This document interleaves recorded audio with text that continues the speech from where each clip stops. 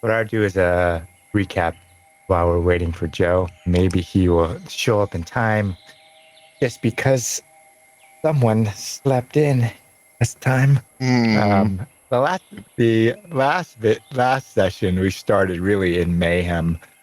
Mayhem enveloped the victorious hawk, and the ogre, whose name becomes known as Cruel Jaw, attacked the theurg, or was having an argument with the theurg, and they argue over his friends. And then he blurts out and cries out that his friend Elemendra has found Symbar. He sinks to his knees. And then the victorious hawk goes quiet, and then mayhem reigns, and it eventually turns into a brawl. Ezekiel carries out the unconscious theurg as a barbarian man struggles into the tavern with his hand clamped over a wound at his throat that's just pulsing blood. Warbleen convinces the ogre Cruel Jaw that it's time to go, and he witnesses this man enter and gargle out while he's dying of this slash in his neck that Karvosti is under attack, and the high chieftain is in danger. Ezekiel, who's outside, somewhat follows this man, but sees him enter the victorious hawk. And then he hears fighting at the gate, at Karvosti's gate, and he decides to go that way. He tries to help the wrath guards against men who appear to be Ambrian army, but he ultimately has to flee in bat shape when he's tracked down as he casts this harmful glyph in front of them, and they can see him. He takes a few hits, changes into bat shape, and then flies up on top of the fortifications over the gate. Warbleen and Cruel Jaw exit the victorious hawk, and they see Ezekiel going towards the gate, but they also see two figures that look like they're skulking or fleeing away from the high chieftain's fortifications. So Warbleen convinces Cruel Jaw, the ogre, to follow them. They end up getting ambushed by these two individuals who are also dressed in Ambrian army cloak. And ultimately, Cruel Jaw is killed. Ezekiel presents himself after the fighting at the gate to Karvosti ends, and the wrath guards prevail. And he botches up that interaction in some degree, and he's ultimately taken custody by the wrath guards because they think he made a mistake. Like, his magic was flawed, and instead of helping his people, he accidentally helped the barbarians and wrath guards. So they hand him over to one of the guards to be imprisoned in cells that are dug out of one of the smaller plateaus on Karvosti that rises up. Warbleen laments Cruel Jaw's death, but ultimately escapes when he confuses both those Ambrians to attack each other. He escapes and somewhat flees toward the edge of the plateau, and he sees this red caped figure, or a figure wearing red of some nature, moving towards the edge, and he ultimately follows. He has an interaction with one of the guards up on the watchtowers who refuses to leave, and he meets this woman who has an crossbow aimed at him. And ultimately, she demands that he leave the scene, walk backwards as far as possible, and because she's tied off a rope. And as soon as Warbleen gets far enough, he rappels down the side of Karvosti. Warbleen investigates, but the woman is gone. The rope is still attached to some gnarled trees and a spike on the edge of Karvosti, and he moves back towards the gate, trying to get a Wrathguard's attention. He meets Ezekiel and a Wrathguard as the Wrathguard's about to imprison Ezekiel into these holding cells dug out into this rock of the plateau. And Warbleen somewhat pretends that he doesn't necessarily know Ezekiel, and he takes the Wrathguard over to the edge, but there's no sign of the woman. And so he ultimately goes back to where they have lain out Cruel Jaw the ogre, and they have taken the ogre and put him in another cell that's open while Ezekiel is imprisoned in a cell further down the line. He decides to wait next to the ogre because he's lost, and he's in a very short time developed a relationship with Crueljaw. In the morning, Ezekiel ultimately is freed. Warbleen helps. One of the Huldra comes to question Ezekiel, and Warbleen eventually has to admit that he and Ezekiel somewhat travel together and they can be trusted. While they're preparing the ogre Crueljaw for his beer and burning, or put him up on for cremation, Ezekiel and Warbling go to the edge where the woman went down. Although the Witch of the Huldra gave them an order not to leave Karvosti, Warbling decides to rappel down and investigate where this shady, probably assassin, went after she hit the ground on the bottom. And so we left the session as Warbling had tied himself off and tipped over the edge to investigate or see if he could track where this woman went. And Ezekiel was keeping guard on top. During that period of time, Charly, who was in the Victorious Hawk, was essentially grabbed by Teresma, who's one of the barbarian who owns the tavern, and there's some rooms upstairs. And she grabs Charly because he looks young, and it's an all-out brawl at first, and then the man comes in claiming that Karvosti is under attack. And Charly is grabbed by this woman, and despite his arguments, she holds on to him and he can't get away. During and after the mayhem, he's seemingly somewhat of a prisoner of this woman, Teresma, who owns the Victorious Hawk, and her husband. And immediately, once the tavern empties, Charly's put to work helping them fix the tumult and clean it up. He's given a broom and probably a bag, and Teresma watches them to keep him out of trouble. Any questions or perhaps additions from Warbling? Nope, more or less accurate. Let me see if Joe messaged. I have to play out Joe's part. I know what he's planning on doing. I just don't want to put him in too much danger. So what we'll do is we will start with Charly. At some point, Charly, you're going to hear bells at the front gate. Warbling doesn't come back. Neither does, the old man Ezekiel. You've been corralled in the Victorious Hawk by Teresma, a well-meaning, warm, late 30s, early 40s barbarian. What happens, Charly? Like, what does Charly do, or how does he escape, or does he escape?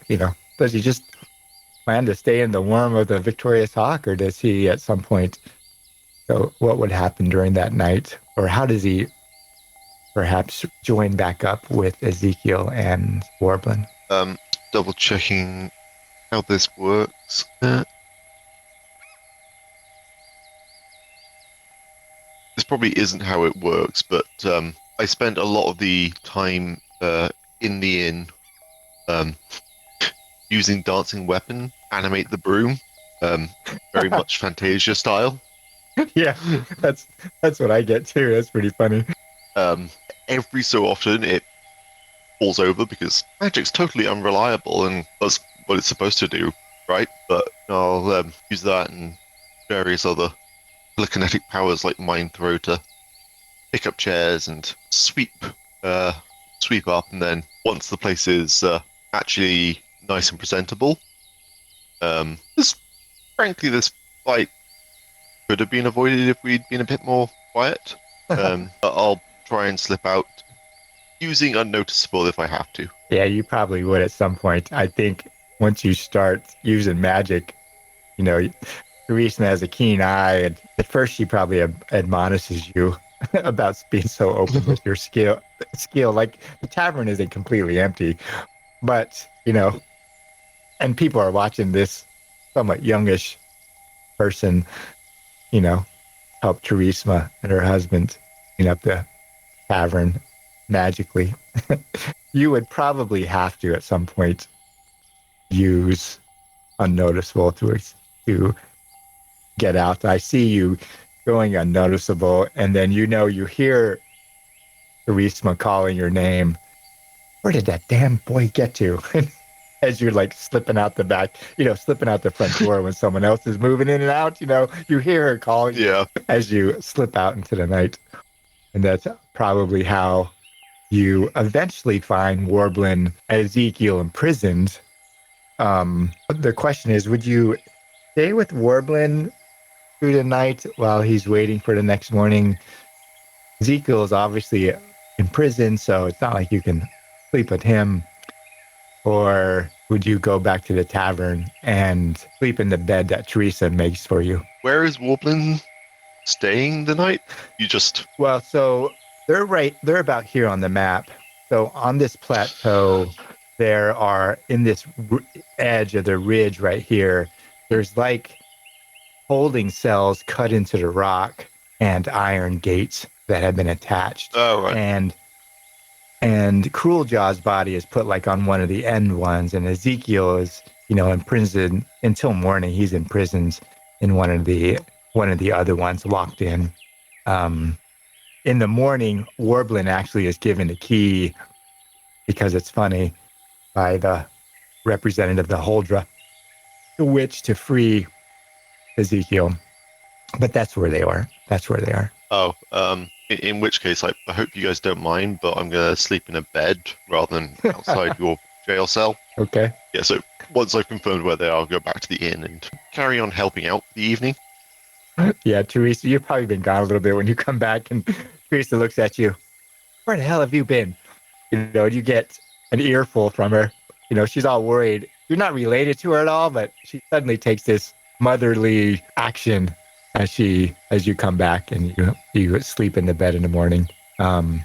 Ultimately convening with Warbleen and Ezekiel probably around the time that Warbleen and Ezekiel are free, or Ezekiel is freed by Warbleen. You probably walk up just as Warbleen is putting the keys into the gate and opening up, and Ezekiel is free. And Ezekiel and Warbleen skulk around a little bit because they're going to go up on this big plateau to burn the dead, really, and to have a ceremony for Cruel Jaw. But what happens is Ezekiel and Warbleen go over here, where this little bit of forest is, little bit of trees on this edge. That's where the woman went down, and Charly is there as Warbleen ties himself off and is about to pitch over the edge with Ezekiel. Charly probably knows both Ezekiel, and probably if Charly is noticed as being one of them, they're not supposed to leave Karvosti. As Warbleen tips over the edge to go hunt down this woman that's probably an assassin, what happens between Warbleen and Charly? Are any words said, or you're just are you standing up there with Ezekiel at the top? Ended up there, and then I look down when I see Charly and say, "Come on the hunt. Gotta go find Bad Ambrian." Oh, yeah, there's a lot of those. As a reminder, by the way, just although I was told not to leave the plateau, I did ask for permission to hunt these people and was given that permission. So somebody knows I'm going to leave, because in order to hunt them, I have to leave the plateau. So yeah, I just remind you, because I'm not expecting to come back and get in trouble for doing the thing that they said I could do. I mean, it might happen anyway, but, sucks to be me. You asked to be part of the group that was going to be sent out. Now, Warbleen could have surely misinterpreted that statement, but because the Huldra was going to gather a group after the ceremony for Cruel Jaw to send and hunt down this, or to go into around the plateau itself, or Karvosti, around the edge. But yeah, Warbleen, you can play it however, he's however you want. I understand what you're saying, Warbleen. I'll still go because A, because we already kind of did it a little bit, and B, if I don't go, the trail might go away. Sure. So you're going to tip over the edge as Ezekiel is standing at the top. Okay. Warbleen, you tip over the edge. Ezekiel and Charly are at the edge. It's probably, just after sunrise at the cliff's edge. And you can see movement inside the plateau. There's a line of stragglers leaving the refugee camp. You can probably see they're walking towards the plateau where the ceremony is going to happen for Cruel Jaw, the trap maker.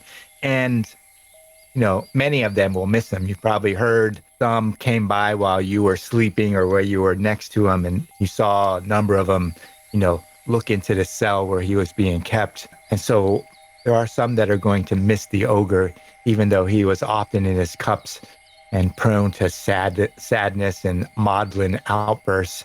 But it seems to Warbleen that he was well liked, and his death is unfortunate and he's going to be missed. So you kind of see that. You tip over the edge and you're going to rappel down probably about 200 feet or 60 to 70 meters, how high it is. What I need you to do is to make a strong check at favor. Are Ezekiel and I not allowed to go with Warbleen? Well, the plan at the moment seems to be that you're securing the top, like you're guarding the top, securing the top. Why would Charly want to go with Warbleen? I mean, it sounds more interesting than standing around on this giant hill. Now, is this something Charly talks about ahead of time, or does he just go? You know what? He's impulsive, so... Right. How does that manifest? Like, how does he, impulsively start to climb after? Like, what does that look like? What does Ezekiel see Charly do? Like, he's not planning on going, but what happens? Less a case of just possibly, climbing over, but Charly's, look at Warbling, climb down, is just like, so... How long's he going to be gone for? Just few days or Ezekiel probably looks at you and shrugs. No, Ezekiel knows. So I already mentioned this last session. Ezekiel knows all I'm going to do. Go down and see if there's a trail I can follow when we actually choose to follow, and then I'll mark something so that I know where to find the beginning of the trail. Like, I'm not going to follow very far. I just want to make sure that I'm just going down to double check to make sure that when I do start to follow, there's something for me to actually follow. Charly, though I don't tell that to Charly, I did tell that to Izzy. So Charly, you're going to climb down after him? I climb. Oh, Going to try to levitate? Yeah, you rolled favor for some reason. No, disfavor for the double chances to fail casting okay.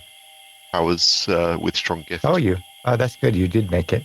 Doubled it. What happened? What do you do? Warbling is climbing down, and just a pair of owls float past him, looking at him like he's slow. Way down. The rope was knotted, so you'll you'll probably see that by now.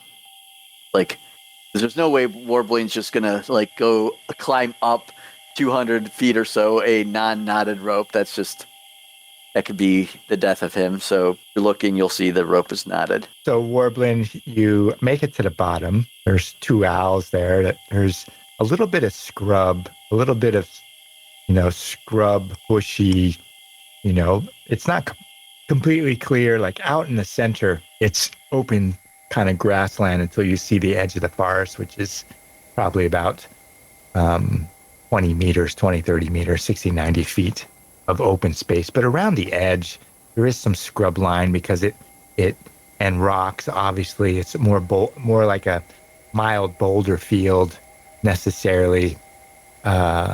Warbling, as you hit the bottom, I'm assuming you're looking for tracks. Yep. I think you need to make a cunning check. I would have figured that would have been a bushcraft thing. Oh, you have bushcraft? I do have bushcraft. Oh, I didn't see it on your sheet. No, I switched the sheet around because I wanted to revamp, and I think I just forgot to put it back on. Okay.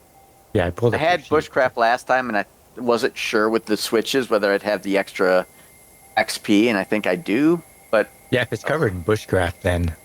Well, that's up to you, Gene. Bushcraft suggests that it might be, but it doesn't seem like it's abundantly clear whether this would be a bushcraft or something else. Let's see what it says. I don't know if there's really a... Oh, yeah, that's fine. Food. Let me see how much you failed by. Oh, just I failed by one. Yeah, I'd probably give you advantage. You it's kind of a boulder field, a little bit of there's some big boulders, but most of them are smaller, not taller than, and it's more like scree, it's not a boulder field, but it's more like, the boulders around. You somewhat see a trail leading south. If you look at the rosette, the south of seems to lead south. You're not quite sure.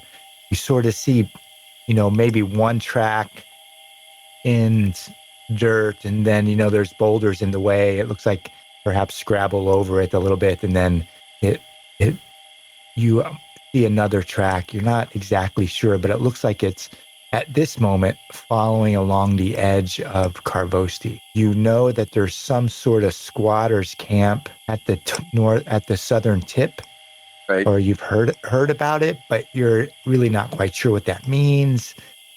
But it looks like it's following. It looks like at least it's going south, but you only have followed it, a very short distance. Only a couple tracks you see at the moment. So what does Warbleen do? I make a little mark so that I can find it easily, so I know where to start looking. Then I'll climb back up the rope. Okay. Charly, as Warbleen hits, and he probably paces out a little bit up this in the southerly direction. You and your owl kind of are maybe perched on one of the larger boulders. What does Charly do? We're hopping along after him, looking at what he's doing. Not really actually understanding it. Like, we get that you're looking for something, but we just neither of us know what. Charly doesn't have bushcraft, and whilst most animals can track things to an extent, owls are generally like sight hunters, like sight and hearing. So tracks mean nothing to them. Okay. But after Warbleen marks the ground, both of us go up and scratch our own little claw marks next to his icon. Owl droppings in an arrow shape. Yeah, kind of thing. And then maybe for the first 5 feet of the climb, you've got 2 birds trying to lift you up. But that clearly isn't working, so they abandon you and fly back up to the top. All right, Warbleen, make a strong test at advantage as you're climbing up using the rope.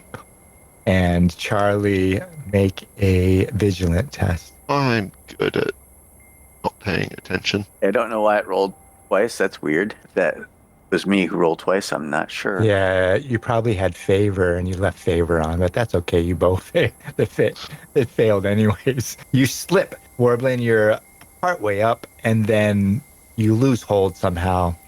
You fall 10, 15 feet, 9 meters maybe, and you take 1d6 of bludgeoning damage. Just roll 1d6 before you get to the top. 5. You can roll your armor, see how much it protects you. I'd give you armor at least. Okay, so you take 2. Like, you fall a fair distance.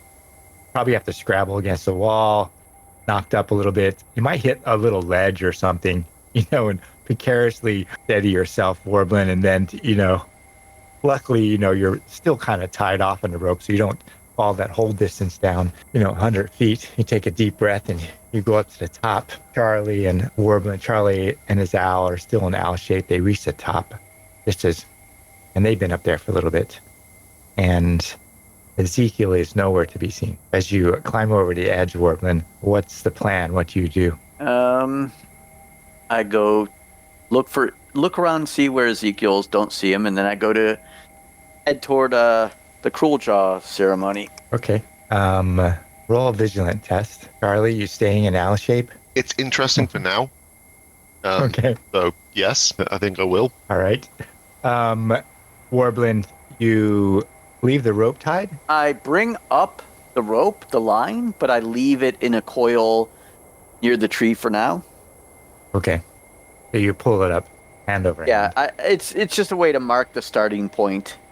But I don't want anybody who left using the rope to climb back up using the rope. You kind of join this line of people. There's this kind of straggly line of Ambrians and maybe a barbarian or two leaving the camp, leaving this, leaving the refugee camp or the ambient camp, to the plateau, joining this line as they go to the ceremony. You probably see Charly fly past. There's a couple trees here.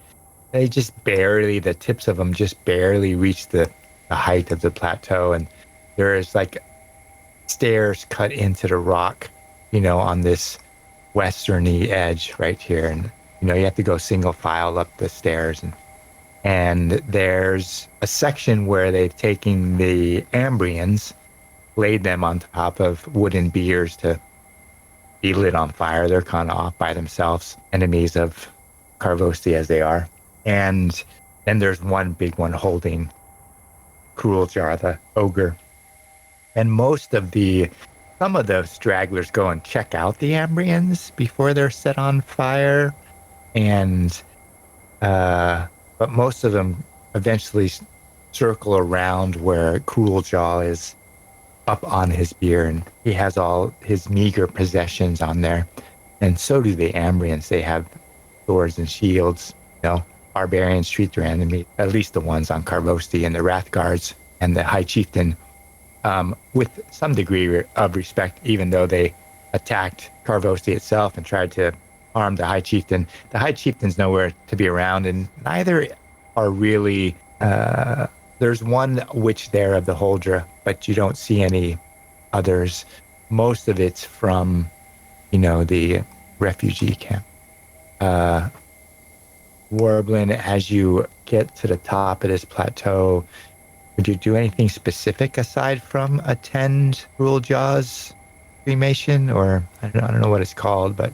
After we have the wake, or whatever you want to call it, he'll go look for guards to see if anybody's, getting prepared to try to hunt down the Ambrians. Oh yeah, there's a couple Wrathguards up there. You just ask them if they're... Yeah, I'll ask if the hunt for the Ambrians is going to happen anytime soon. Just offering my services to help if desired. Yeah, so Warbleen finds out that there's going to be a group that traverses the edge of, or there's going to be a group that convenes at the gatehouse to scout along the edges of Karvosti to determine how these men got into Karvosti in the first place, because they don't know at the moment. About an hour after Crueljar's ceremony. Okay, well, I tell them, if you want to help find where they've gone, I could probably help with that. I don't know if I can help you find where they started from. I mean, maybe if I find the right tracks, it'll be where they came in, not where they left, but I could probably find, knowing where they likely came over the edge, I could find their track on the floor level and help them track them in the forest. Yeah, the Wrathguard says, well, we're almost positive they came in by the gate and then somehow had a tent in the refugee camp and planned their assault from there. This, Western, a Wrathguard from northern Davakar says, his name is Thadar. Thadar says, but you told us we know of one that went over the edge, and so we're just checking the rim of Karvosti at the bottom. But there are some reports that they came in as Ambrians, dressed as normal treasure hunters, and then probably attacked from the refugee camp. But one did get away, and a couple others seem to have thrown themselves off the edge. And the High Chieftain would like to investigate those areas, see if we find their bodies, see if we don't, that might be of some importance. At least the Holdra thinks there's other ways they could have got on Karvosti without coming through the gate on foot. Well, let me know where to meet up if and when you would like my help. I would like to be there to help capture the people who killed Crueljar. Yeah, they're going to meet at the gatehouse, like an hour after ceremonies are done. Charly, what do you do? Warbleen has a pair of owls perched in for much of this.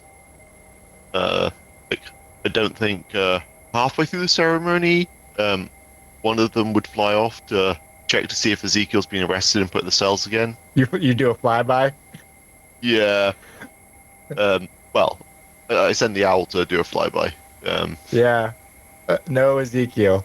Cells are open. Yeah. Yeah. Even if you sent your owl like around Karvosti, like to do a quick check or that sort of thing, doesn't find Ezekiel on the plateau itself, or at least doesn't see him. He could be indoors. He could be at the Victorious Hawk. He could be in a tent over here. He could have went to the ruins of the church.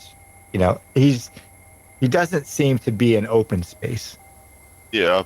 We're following Warbleen around today.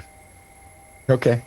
You're staying in owl shape. Yeah. So I can stand on Warbling's shoulder and I don't have to walk anywhere. Charly, you are there in owl shape, and you see the woman Teresma, come trudging up the steps and to the plateau, and she's got this little pony keg on her shoulder. She's a strong woman. She runs a tavern, for goodness sake. Even though she's not broad and thick, she's barbarian stock, and she's got this like small keg, on her thing, and her husband tries to take it from her, and she, slaps him like she could do it. Damn it! And Warbleen is there. There's a bunch of Ambrians and barbarians and a couple Wrath Guards paying their respects to Cruel Jaw. And Teresma, spits on the ground, and then she has a cup of a tankard in another hand, and she goes up to where Cruel Jaw is, and she's got her head down and sniffles a bit, and he puts the little keg on the side next to him on his wooden beer that they're gonna burn, and she fills the tankard with what looks like black brew, and then turns the stopcock and looks at everyone. She goes, "To Cruel Jaw, an ogre who drank way more than he should." She takes a big slug of it and then passes it around. So she goes to everyone in the circle, and they each say something about Cruel Jaw. Some of them talk about drinking with them. Some of them talk about he was the saddest ogre they'd ever met. Some of them talk about the traps that saved their life when they were in Davokar against all manner of monstrosities, jackars and serpents and giant spiders. And you hear about monsters and terrible things that live in Davokar that want to try to eat you, and monster hunters that have used their traps to make a coin and have a business, and goes around the circle. Warbleen, Teresma comes up to you, and she's got the little keg on her thing, and she fills it with one hand like her thumb, and fills this tankard, hands it to you, and she goes, "Goblin, have you seen your boy around? Charly?" He escaped me again. I saw him a little bit in the morning. Don't know where he's gone since. I hunt him down. He can be elusive. No doubt. But he's a good worker, that boy. He's a good worker. She goes, "I know you didn't know Cruel Jaw for long," but she hands the tankard to her. "This is the barbarian way. We're celebrating Cruel Jaw in the way he'd probably want to be celebrated, with a tankard of his favorite brew. If you have any words, you can say them now, and take a swig, and we'll move around the circle until everyone's had their say, and then we'll get to the end of the ceremony." I raise my tankard. "To Cruel Jaw, always willing to be a friend." Light on. Oh, there's Joe. Hello. Right. So it We were goes at around. 7. Go ahead, Joe. Said I forgot we were at 7. It's okay. I'll catch you up in just a second. You're nowhere to be found at the moment, but we'll get to you. I was busy, right? Yeah, you're busy.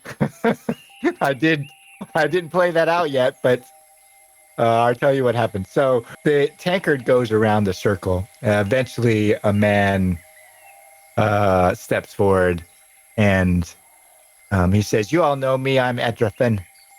I am in charge of the refugee camp, and Cruel Jaw was a good friend. He was a good businessman, and he had his moments. I agree. He was a sad ogre, but this is a sad ending, and not one deserving of a ogre like him that we have all come to trust his traps." He raises his tankard. "To Cruel Jaw," and everyone says, "To Cruel Jaw." He takes a swig, and one of the wrath guards has got probably 2 or 3 torches that he's, lighting with flint, because they're going to use those torches to light Cruel Jaw's beer and cremate them. He lights 3 of them and picks up one of them, and Teresma goes to pick up one of them. And Warbleen, do you leave someone else pick that up, or do you go pick it up yourself? I'll pick it up. Okay. You light Cruel Jaw's beer, and it catches pretty fast. It's a big smoke, and Teresma and the Wrath Guards throw their torches on top, and then you step back, and it's pretty solemn as it goes up. About the same time, someone else unceremoniously lights the fires of the Ambrians who attacked Karvosti to burn them to ash. Warbling, as people start milling away, going back down the steps that are cut in the western edge of that plateau, what's Warbling's plans? He just goes to where he was told the Wrathguard's going to meet for hunting party, and he knows they're not going to be there for a while, so he just kind of sits down, relaxes, and starts doing his troll singing exercises. Okay. Charly, I assume you're just following Warbling. Yeah. Okay. I know that he is trying to figure out something, but Charly has very little idea what he's actually doing here. Okay. And I have decided to let the adults do the thinking. All right. So what happened, Ezekiel? Go ahead, Charly. Sorry. Warbling has to deal with a lot of 2 owls hooting back and forth at each other the entire time that he's doing anything. Yeah, I see. Especially if you're close, or even try to land on Warbling's shoulder. A lot of people are watching the goblin because it's odd. You got these huge forest owls, like, somewhat following him around, and he's probably going to get questions from some of the Wrath Guards eventually, but we'll get to that in a moment. Ezekiel, you're up at top, and the goblin Warbling is over the edge to rappel down, and Charly, being impulsive as he is, turned into an owl and flew down to be with Warbling as he looked for tracks of this woman that was in red. You had a plan. What was that plan? 3 possible. Yeah, you're breaking up. Bring back 3 dead people. Yeah. What I figured you did is you shapeshifted, or that's what I had you did before you showed up, and you descended alternate direction down to the bottom of the plateau to look for those. At least that's what I thought you would do. Or would you have done something else? Because Warbling, like, you're watching probably from the top, and Warbling doesn't decide to follow the trail. And he doesn't go that far away from where he lands at the bottom. You only see him maybe go out a small ways, even from where you are. You can somewhat see his small shape, but he doesn't trail off. He's going to start coming back up. Would Ezekiel still pursue that plan in that manner? Be able to hide better. Well, I thought if Warbling was coming up, he'd shapeshift and fly down. But if you would have done...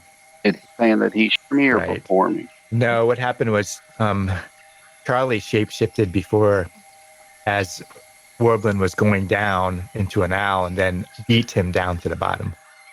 Warbling was still climbing, and then he got to the bottom, and Charly as an owl was at the bottom. They didn't see you necessarily leave. When they climbed up to the top, they found that you were already gone because they didn't spend that much time on the bottom. I would have spent, Yeah, you're breaking up. What did you say again? I would have spent much more time down there than they did. Yeah. The ritual. So, right, would Ezekiel shapeshift and fly down? He would have. Or would... Okay. So you tip over the edge, probably obliquely. What would you do as you come to the bottom? Would you stay in that shape, or would you... I would start in that shape because I think I would be able to scout just as easily in that shape, in that form, as if I were, my regular human self. Okay. What's Ezekiel's... Maybe Maybe a little bit. What's Ezekiel's form or flying form? Oh, right. Okay. So you go north. That's where the rosette is, because you know that maybe those Ambrians jumped off the edge this way, and you're flying north as a bat along the bottom of Karvosti. It's about 200 feet down, or 90 meters, give or take, to the bottom. You're flying south or north, really, along this way. You know, you tip over here. Charly and Is it a sheer cliff almost? Yeah, like down. So Warbleen climbs down, and Charly just flies down. You as a bat would fly down near the bottom and then start scouting as a bat. Is there a chance that I don't find them, or how did you want to do this? Oh, no, you found him. You see the body. You're flying down there as a bat. And first you have sense that there's a predator or a Jakar. And then you see a single Jakar feeding on what looks like the Ambrian who jumped from the edge of Karvosti. He's roughly about here, give or take, somewhere around this far south. It probably takes you, I don't know, you're flying, so it doesn't take that long to catch up the body. It's a lot faster than walking. So as in bat shape, maybe you set a little bit, and then you see a Jakar, or at least one, feeding on the remains, trying to pull him through, you know, this rocky kind of scree and into the open. There's about 60 feet or so, 60 yards of open space before the edge of Davakar, and the Jakar is trying to pull this body, intermittently feeding on it. What does Ezekiel do? So do I see just one body there? Yeah, the one that jumped off this edge. Then I would go search for the other two. Leave that Jakar to have his meal. Okay, so you keep flying north. And then I'll double back if I have to, because I'm pretty certain that there's two more bodies. Yeah, roll I guess it would be vigilant. Roll a vigilant test. Now you find one further north, my fault, on the compass rosette. Broken, stuck between two large boulders. Really, you just see a leg sticking up. You don't find a second one. Oh, I only found 2 out of 3. Right. Really wanted the other one. Right, so I would try to perform that ritual, and it's resolute against resolute. Guess I would put one out. So you're going to change back and then perform that ritual, which would take a little time, for, hour, give or take. Yeah. Let me pull one Also, out. I have to add corrupt. I don't want it to be a little bit slow because I'm on my laptop. Yeah, it's okay. It's breaking up just a little bit, but there you go. I'm a little bit slow because I'm on my laptop. Yeah, okay. Changing back. I'm going to put you by him. Then. What happens, Ezekiel? You spend an hour. Do another loop, because these are both for the shapeshifts. I have to try to adjust my temporary corruption. Yeah, I think you eventually shift down, and then... So one of those only cost me 1. Oh, they both cost me 1. That's not too bad. Then it's a resolute against... What is... It's a resolute. Yeah, it's just a resolute versus resolute. Right. Because it's false life, right? Yes. Yeah. No, that's not false life. It's I don't know. It's raise undead. Yeah. He's undead. What's their resolute? You can just target him, right? Just roll a flat resolute, because he doesn't have any pluses or minuses. That's probably the fastest way on your laptop. Okay. So you spend an hour, probably drag the body out, all broken from the fall, on terrible angles, and you cast raise undead. Natural angles. Right. And it's probably around the time that they're lighting Cruel Jaw's blaze when you finish the ritual. It's, it doesn't take quite that long, but it takes an hour for you to set up, and by the time Warbleen and Charly make it to the top and then go to the plateau and go to the ceremony for Cruel Jaw, you probably finish Raise Undead. As it, marionettes itself up, flat white eyes. It tries to garble something out to you. Yeah. Ezekiel knows what it says. Everyone else would probably just hear. What would Ezekiel do with them now? Would you ever see show The Walking Dead? Yeah, partly. Seen that? Yeah. Like round them and like pull them along. Where until we get close to the ramp, right? There's a ramp to get up to. It's around the kind of, you would go north and eventually east and come along the edge, really that northern edge. He follows along with you in a ungainly fashion. But not, where we entered. Right. Would you take him up the ramp to the gate? Despite knowing what you know about the gate? You break up sometimes, like we miss a bit. I would him off the horse. Yeah, I have no idea what you're saying, Joe. Said I would tie him off like a horse. Oh, like hide him somewhere? Down there. Okay. So you would hide him near the ramp or around that? Ramp. Okay. And after you kind of tie him off in the scree, maybe behind a big boulder, what would Ezekiel do after? Return up the ramp? Yeah. Or okay. So you take your undead and you tie him off and then proceed back up the ramp to the main gate. Maybe 50 meters. Okay. Yeah, he would return up the ramp. Okay. So Warbleen and Charly, you're at the gatehouse. There's about 4 wrath guards whom you recognize are going to be the scouting party to go around the perimeter on the bottom for Karvosti. One of them looks at you, Warbleen, and, hey, I'm Mia Thor. Just a question, though, Goblin. I know they've been promised to come with us, and we don't mind. Imagine you can take care of yourself, but realize you're not a responsibility. And he kind of squints and he goes, what's up with the owls? Sometimes birds like me. If they like me, I give them food and let them hang around. We don't feed them on the scout, though. We might, if they give up our position away, we might have to shoot them out of the sky. It might seem safe, but...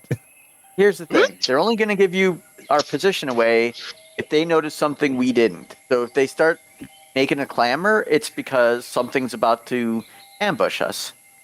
Okay. That's why I like keeping them around. They sense things I don't sense sometimes. Hoot, hoot. I've never met a goblin who is a falconer of sorts. They do that sort of thing in the southern tribes on the plains. Not quite like that, but it's close enough. They like me. I let them hang around. They're useful. They sometimes bring me, part of their food left over. I give them food sometimes too, and they warn me of danger, and that's good. Oh. As you're talking to the Wrath Guard, Miathar, Ezekiel comes walking through the front gate of Karvosti, up the ramp. Warbleen, Charly, you're in owl form, and maybe your owl sees him first, but you see the Ambrians are weird, and that's all I register is Ambrians are weird. Ezekiel, as you come up through the front gate, you see there's 7 Wrath Guards who are stationed at the gate anyways, but there's this small grouping of 4 Wrath Guards, 2 owls, and Warbleen. Obviously, it looks like they're preparing to go out. 2 of the Wrath Guards have, kind of leather backpacks on and carry spears. The other 2 have axes and short swords, and one of them has a crossbow. What would occur between Warbleen and Ezekiel as Ezekiel walks through the front gate? Wasn't waiting for Warbleen as he made his climb back up the rope from the bottom. Look at him and shake my head, as in to acknowledge his existence. Again, Ambrians are weird. Ezekiel with one of the owls leaves Warbleen and then starts pecking at his hair. I imagine that's Charly, but Ezekiel, as you see the group, what happens? You were supposed to be at the top. Now you're walking through the gate. Looks like they are heading out in some fashion. Some of the guards know you because they, you were at the gate with them when it was attacked and then imprisoned. It's not like your story doesn't get around. Well, we lost them, didn't we? Lost somebody. It could have been Joe. Yeah. I think Yeah. I just looked at my screen. Okay. All right. So Warbleen and Charly, the one of the Rathgars, who seems to be the man in charge, Miathar, he says, all right, then. He looks at Warbleen and he says, you said that you have a spot to investigate, Goblin? There's a spot where the woman who went down the rope went, and I think I can find it from here. All right, then. We'll check out that first and make our perimeter. And you kind of head out the gate of Karvosti and go down the ramp, and make it the bottom of the ramp. You're surprised by a Joe. Okay. Are you there? I'm here. Okay. Is it any better? I just restarted the computer. Oh, yeah, it's much better. Yeah. So at the gatehouse, I don't know what you missed. You came up to the gatehouse and you saw Warbleen, 2 owls, and these 4 Rathgars, in addition to the regular Rathgars. They're going on a scouting party. And Warbleen just kind of, Ambrians that kind of brush off because you weren't where you're supposed to be. But they're going out scouting because that was already planned when you guys decided to do this other thing. What does Ezekiel do as they're going out down the ramp? I just say, can I tag along? Miathar, the Rathgar, looks at the goblin, rolls his eyes, says, you trust this one. Is he yours? Like the owls? In a manner of speaking, I suppose, just as well. A collector of broken things, then? Or things that fly? He looks at the owls. Sadly, all Ambrians are broken, so if I collect Ambrians, yes, I collect broken things. Fine, then. You can come with your goblin. And Ezekiel, Ambrian. We are going scouting. And so you leave the front gate and go down the ramp. And when you meet them at the bottom of the ramp, Miathar looks at the goblin, Warbleen, and says, well, which route should we take? I will indicate going counterclockwise from the ramp to the northern point where the woman descended. Okay.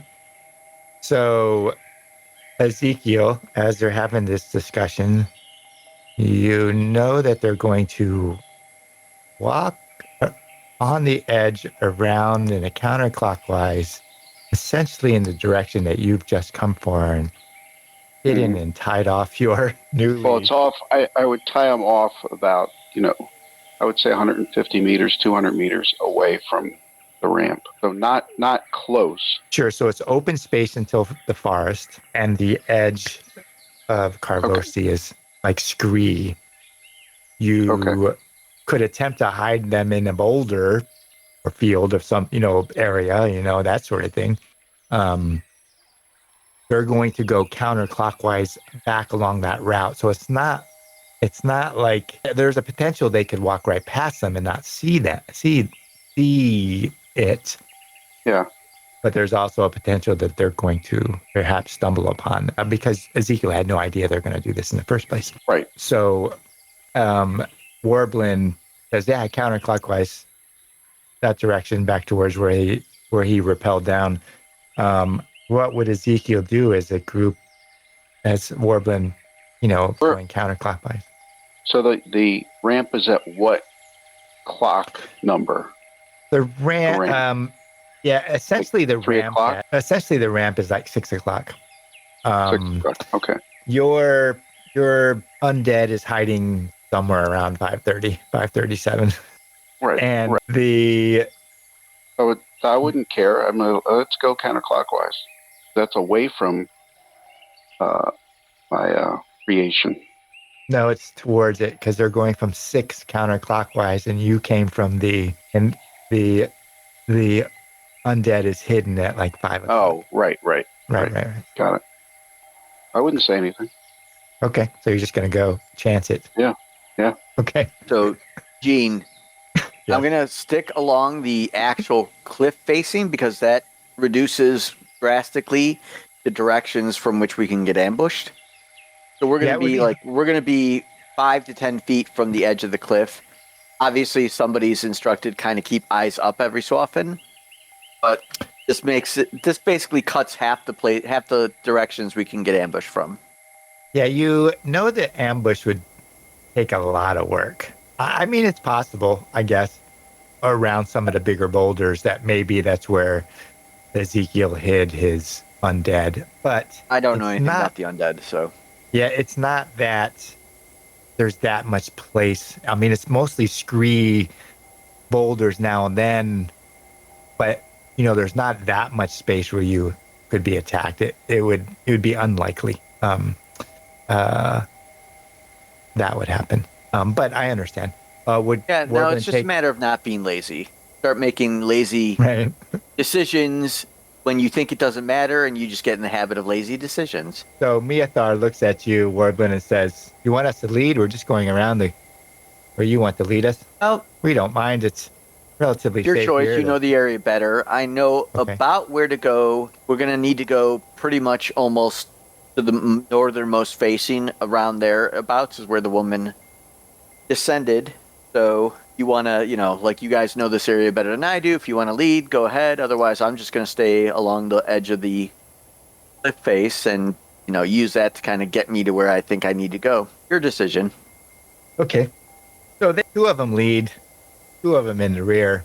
The company's in the middle. Charly, you're still an owl. I haven't had to walk all day. This has been fantastic. All right, then. That's pretty funny. What is Charly doing as an owl? What is Charly and his owls doing? Are you guys scouting? Looking for danger? What? They're going to have to make a roll of some nature to see if they see it, so it's all a matter of chance. Yeah, there's a degree of where, like, Charlie's just fucking about, really. He's not really looking. He figures the Wrathguard's got it covered. Yeah, like, they're here to be scouts. All right. He'll send the elf familiar off to, like, hunt for mice or whatever it is. Yeah, Okay. or something, to drop it on Warbleen. Because he It's said not like Charlie's vigilant is that good to begin with, but make me a vigilant roll at disfavor. Since he's not really paying attention, but you never know. He could just happen to see it. Wait, should the... Oh, How did you do that? That's a crazy roll. A 6 and a 4? yeah. All right. I rolled really well. Charly, I think you're an owl, so you're flying. So you got this viewpoint above them. At some point, Charlie's impulsive and screwing off, and he's got wings. I mean, if you got wings, you might as well use it. And it's not like he's riding on Warbling's shoulder this whole time. That'd be a waste of good wings. And he's probably up above them, playing around with the air currents around the edge of the cliff face. As it rises up, there's some fantastic air there, and he's bouncing back and forth. And he sees a man tied up behind a largest boulder. Well, the man's tied up. I'm going to go land next to him. Look Okay, at him. like at the top of the boulder. Yeah. All right. Ezekiel and Warbling make a vigilant roll. So Charly lands at the top of the boulder. We both made it. Okay. Do you think Charly would know that the man is dead? I mean, he's breathing. He looks awful, but Would he have to make a check? oh yeah, I'm just vigilant kind of cunning? asking. It'd probably be cunning, but he's also a lore master, even in owl shape. Well, he probably would know. He probably would know that. He probably would know. You land on this rock, Charly, as an owl. Ezekiel and Warbling, you see Charly probably screwing off, doing barrel rolls off the air corners or something, just like any young man would do if he suddenly could fly. Then land on this kind of tall boulder that obscures a little bit, it's a little bit oblong, a little bit on one side, but it looks like a big piece of the wall just kind of fell off, and maybe there's a little crack or something there. Charly, you land on this rock and look down through this crack and see this thing tied up there that immediately is not alive, but is alive. It's an undead thing, man. What does Charly do? But I'm looking at the party and pointing with a wing and just like hooting. You're making noise? Yeah, I hoot and it's like both wings pointing. Like, what the fuck is this? It's a tied up corpse here. Well, we wouldn't moving. know. We wouldn't know that you're saying that. Just that you're pointing. Right. Ezekiel would know, like, oh shit. Well, I would. He's know. probably, Ezekiel's the only one who would know, like, damn it. The boy Right. found my undead thing. I mean, you Warbling. see an owl, like, literally Make take a noise. both of its wings and just point them both in the same direction. Very much like a arms up. What? One of the wrath guards looks at Ezekiel and Warbling and says, Goblin, Warbling, Yep. what's up with your owl? It's making a damn commotion over there. We should maybe go check it out. Okay.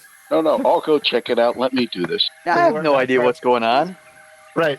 The wrath guard looks at you and looks back at the Warbling and looks back at you, this old Ambrian, and goes, there's poisonous spiders about as big as your, this big, he goes, and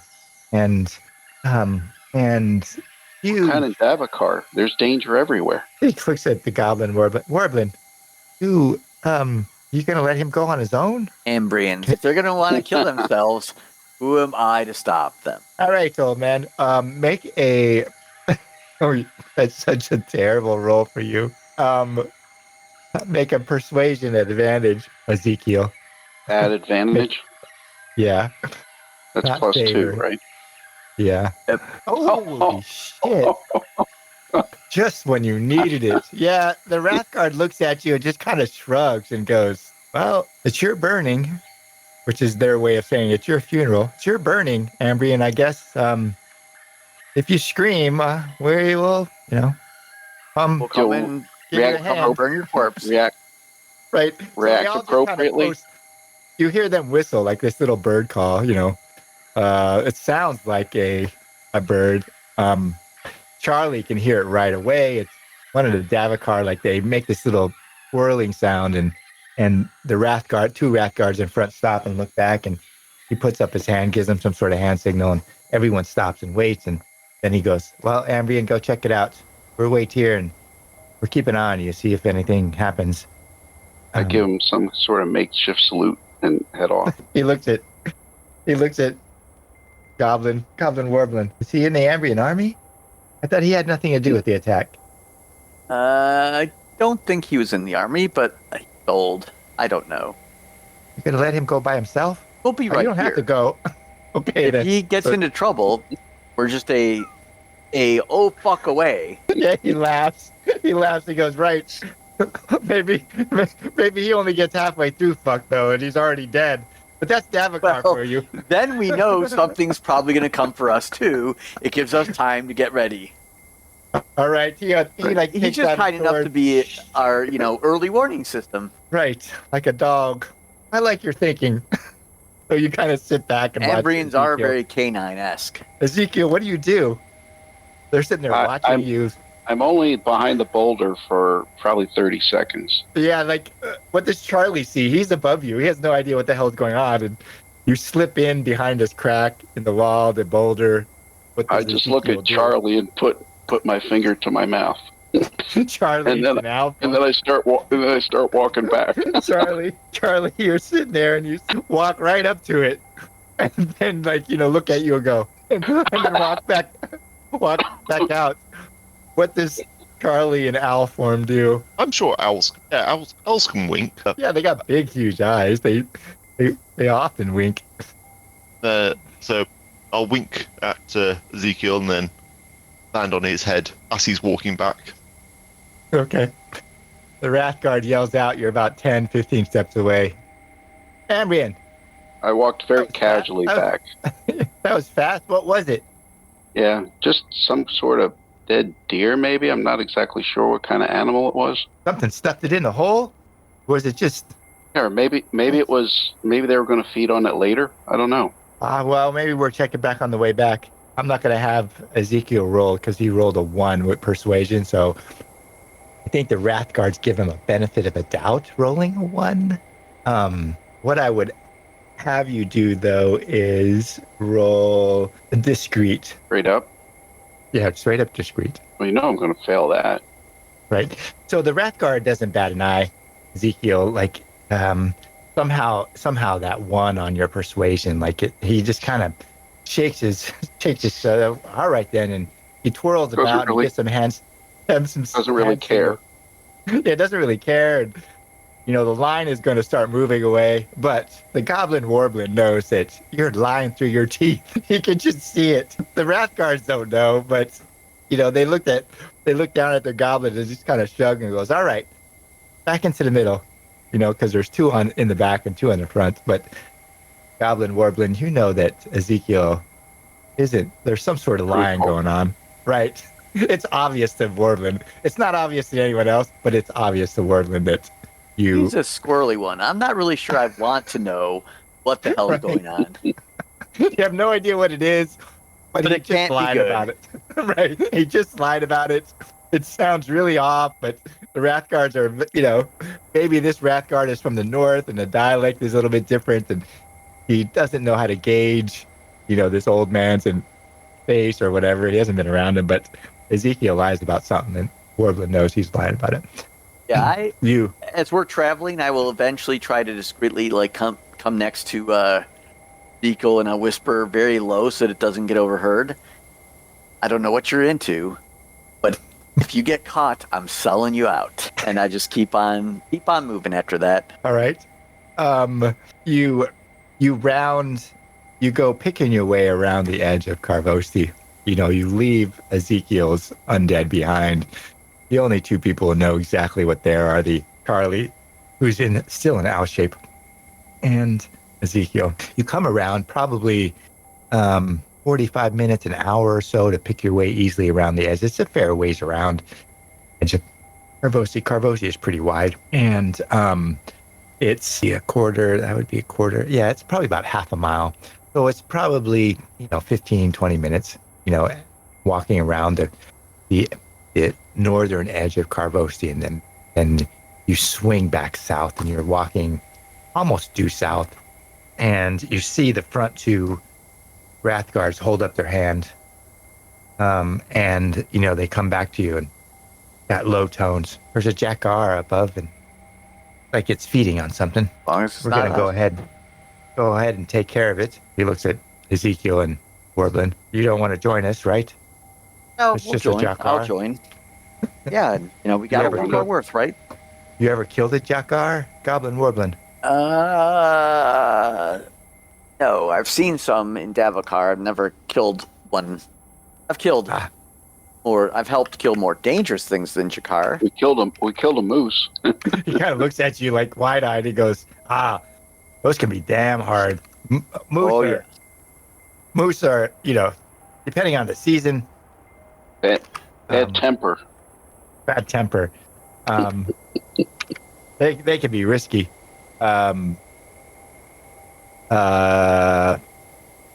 Roll a 1d6, Warbling. Gee, now was the plan to walk all the way around the circumference? Well, they're at least walking another. Not all the way 30. around, just basically a third or half of the way around, more or less. About half. Okay. Oh, okay. Yeah, about another 40 minutes as to where Okay. Warbling dipped over the side and that red cloaked woman dropped down. Luckily, there's only one Jackar, Warbling. Oh, that's boring. You rolled it. You rolled a 1d6 and came up one. I'm so boring. So the Wrathgar, Miathar, looks at you and says, well, you're just one of them, Goblin Warbling. You and I can take it. Or sneak up on it, and maybe you can put it down before we have to get our hands dirty. Or leave the others behind. Unless he looks at the What old about man. me? Can you be quiet? Old man. If Creek and Bones is quiet, Well, I tell you what. You could stay back a bit. 10 meters, 30 feet. okay. 30 steps. And 10 meters. If trouble happens, but we'll see if Warbler and I can take it out. And he looks at you, Miathar goes, are your owls hunting owls? They take it out themselves. Charlie looks at the owl familiar, and there's like a moment where they're both looking back and forth at each other, and it's just like, us? Fight? They're not Wait. that good. I mean, I don't think they could take a Jakar with the two of them without getting very, All right, very then. injured. You and I will sneak up on it. And he looks at you, Goblin Warbling. How would you like Okay. to do this? We're going to get up close, or we're going to do this from a distance? I'm better up close. All right, up close. He says, great. And he unsheets stuff, and he takes out this axe and he goes, "All right, then. You Hold and on, I will before we sneak up start- on it." Master Ezekiel, would you mind, bandaging up my arm? I took a tumble. I could do that. I thank you. Cunning test. How bad are you? I'm down 10 toughness. A lot? Oh, Jesus. A part of that is because I respect, so my toughness went up 3. I was down 7 originally. Now, Gene, if I fail, does that mean I can't try again, or it means I can only heal him once a day? You can only use Medicus on one person once a day. On each person once. Right. You can So if you- use it on 7 different people, but each Right. person only once. But what I'm saying is I failed, so I didn't really use it. No, you test. You test it on Okay. a one person Yeah. per day. Yeah, if you fail it for whatever reason, Okay. you miscalculate, you drop the herb, Right. you do something wrong, like you open the wound again, So Ezekiel tries his best, and the bandaging looked kind of haphazard. And he just shrugs his shoulders. Ithar, the Wrath Guard, looks down and she goes, he leans really close to you and she goes, "Goblin Warbleen, I don't think your old man knows what he's doing." He kind of tried. I don't he goes, either. "Oh, shit. Well, at least we left them back 30 paces behind us, please." He goes, "You ready? You sure?" Yes. Oh, yeah. All right, then. We'll sneak up on it. I'll have you take the lead, but I'm right behind you. 2 steps. 2 steps behind you. 2 steps. Okay. Okay. Warbleen, you're going to sneak up on it. Yep. If you fail the roll, we go straight to initiative. If you are successful, then you can do an ambush attack as a first round action. Okay. Just as a check, do I have to turn back into a person to cast other powers? I believe so. I think you do. Yep. Warbling, I'm sorry, but being an owl's Oh. more fun than healing you. Yes, I am well aware. Well aware. Okay, so I see the Wrath Guard gets really low, almost low crawling next to Warbling, and he watches Warbling, move, and Warbling just like sneaks up, finds boulders that are just big enough to hide him, and Warbling, the Jakar is just his attention is just focused on feeding on this dead Ambrian that he's partially ripped apart, but the fall did the big damage because there's bones sticking out in places there's not supposed to, and the head's turned in a weird angle. What does Warbling do is he closes that space in a rapid motion at the last 3-5 so feet. He's got a dagger in hand, which does not prevent him from doing wrestling. So, you know how Native Americans count coup? You basically sneak up on their adversary and touch them, and that's called counting coup. So, and it's in Native American terms viewed as a very honorable sort of way to do things. My character is going to do that, but at the last minute, instead of counting coup, he's going to grab the Jakar and wrestle it. Okay. His purpose is, I got to look up wrestling because that's just hilarious. I do a normal attack, and if I succeed, I can do either a grip or a throw. Okay. But both of them require a strong. So even after I succeeded, and this is the weird thing. It But says it ignores armor. both alternatives require strong versus strong test. It doesn't tell you what happens if you fail that, though. I guess neither event can occur. So essentially, it's like having to do 2 attacks at once. But it's kind of a fun little thing. So I'll do it. I think if you try to throw them, then you grip them and roll them, but they don't take any damage. Like you've just the throw itself doesn't work for somehow, and they don't go prone. That's the way I would read it. If you grip them, then you don't inflict damage, but they can't do anything until you fail a strong versus strong. So first I have to make my roll, and you said it's at advantage? Yeah, you're essentially sneaking up. So Right. this is outside initiative. This is like a surprise. Ignore any damage rolled, because this is just the attack roll to see if I can actually do wrestling. So I get up really close, grab it by a hind leg, but the thing managed to rip its leg out from my grasp. Yeah, like it's feeding and it, at first maybe it thinks it's got a tickle or something, or something's at its leg and it kicks out a little bit, that hind leg and growls. Maybe it thinks there's another jackar coming to feed, and then it big giant head turns towards you and realizes that no, it's a goblin. Ezekiel is about 30 paces away. I still would give Ezekiel an action. He's at the top of the initiative as we go to rounds. Let me put Charly, even though he's not planning on doing anything, because he may do something if things go south. Yeah, the owl also exists. What would Ezekiel do? He's probably watching from like 30 paces away, or a movement action.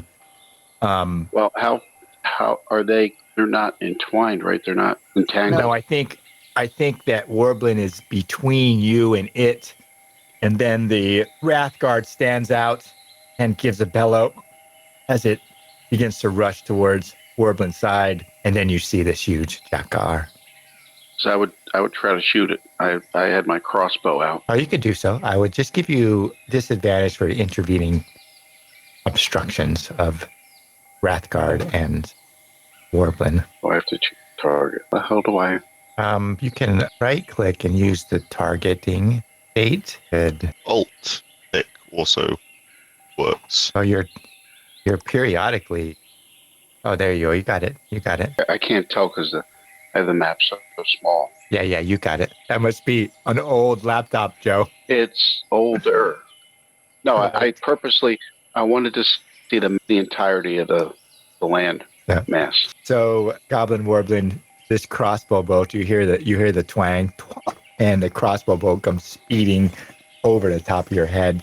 You just see it go out along the edge of the plateau Karvosti, and the Jackar that its head stands just as tall as you, snaps out a bite. Yeah. Nope, normal. Oh, he misses.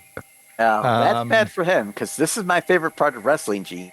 As a reaction, when a creature misses me in melee, when I make a normal successful defense test, I get to do a quick versus strong, and if I succeed, I get to throw them as a reaction. It's kind of like Kung Fu.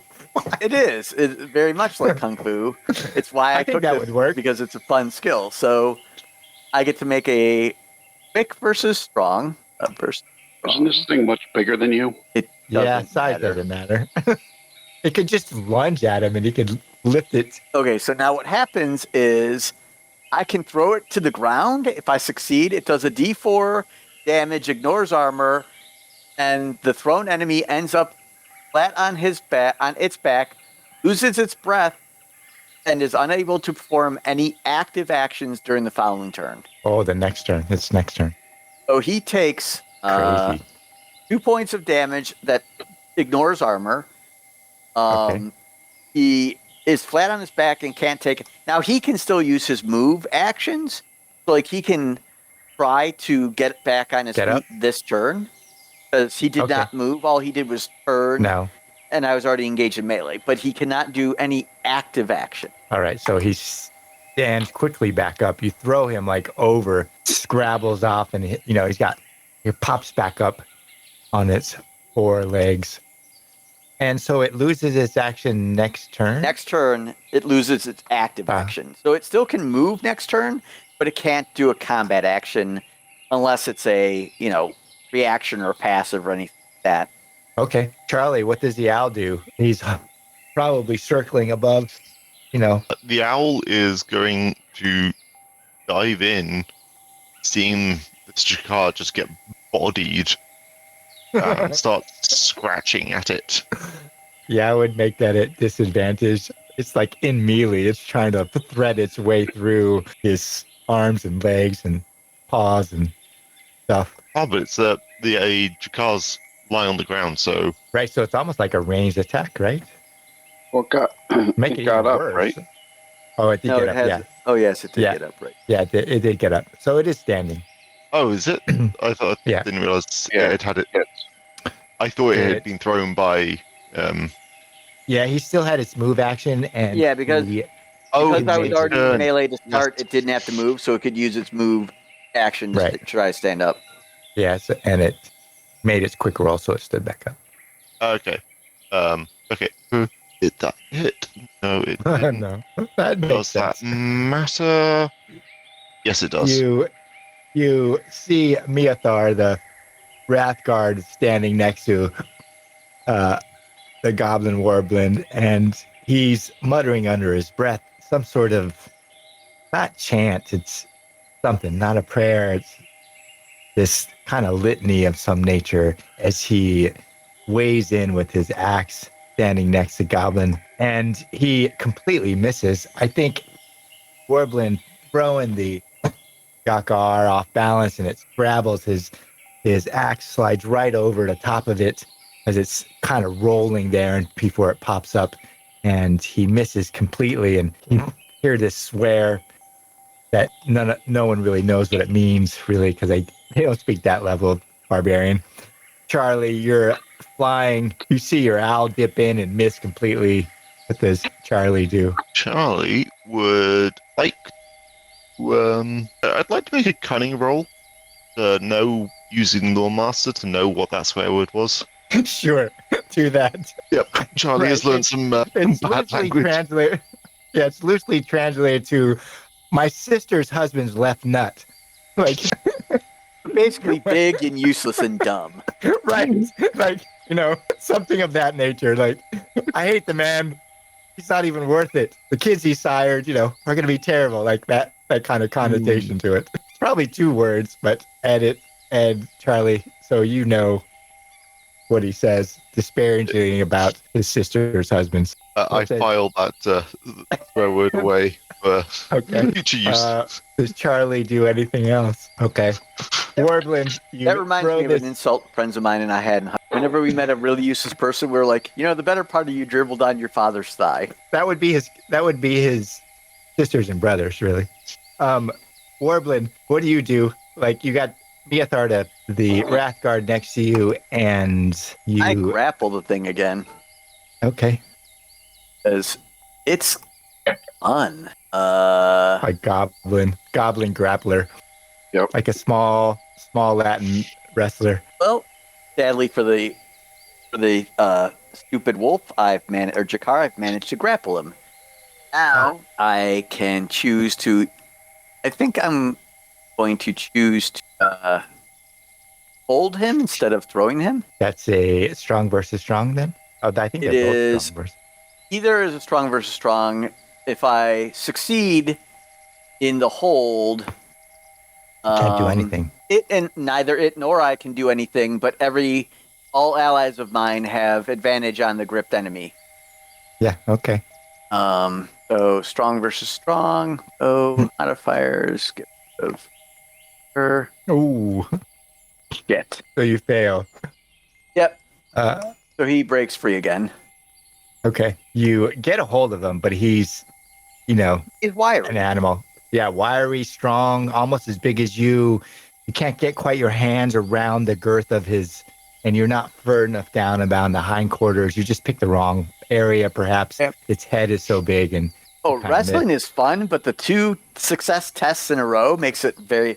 The next level is Right. better because the next level I don't have to make a successful defense test. I can make the wrestling check, and if that fails, then I get to make a defense check, and that's when it gets really fun. Ezekiel, you see, crazily enough, probably you haven't really seen Warbling fight, but like He's definitely looks like- scratching his yeah. head right now.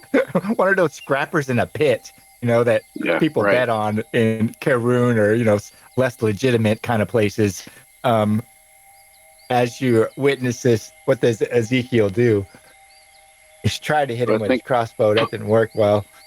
Right. Do I think I got a clear shot? No, you're still at disadvantage. Like between you and it are Warbling and the Wrathguard, so it's an obscured shot.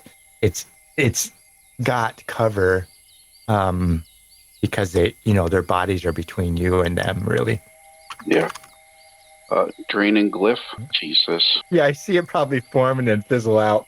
I only take one corruption. Right. So Goblin Warbling says, here's Miathar, the Rathgar, say, what the hell is that? The little sparkles show up as the glyph never quite forms.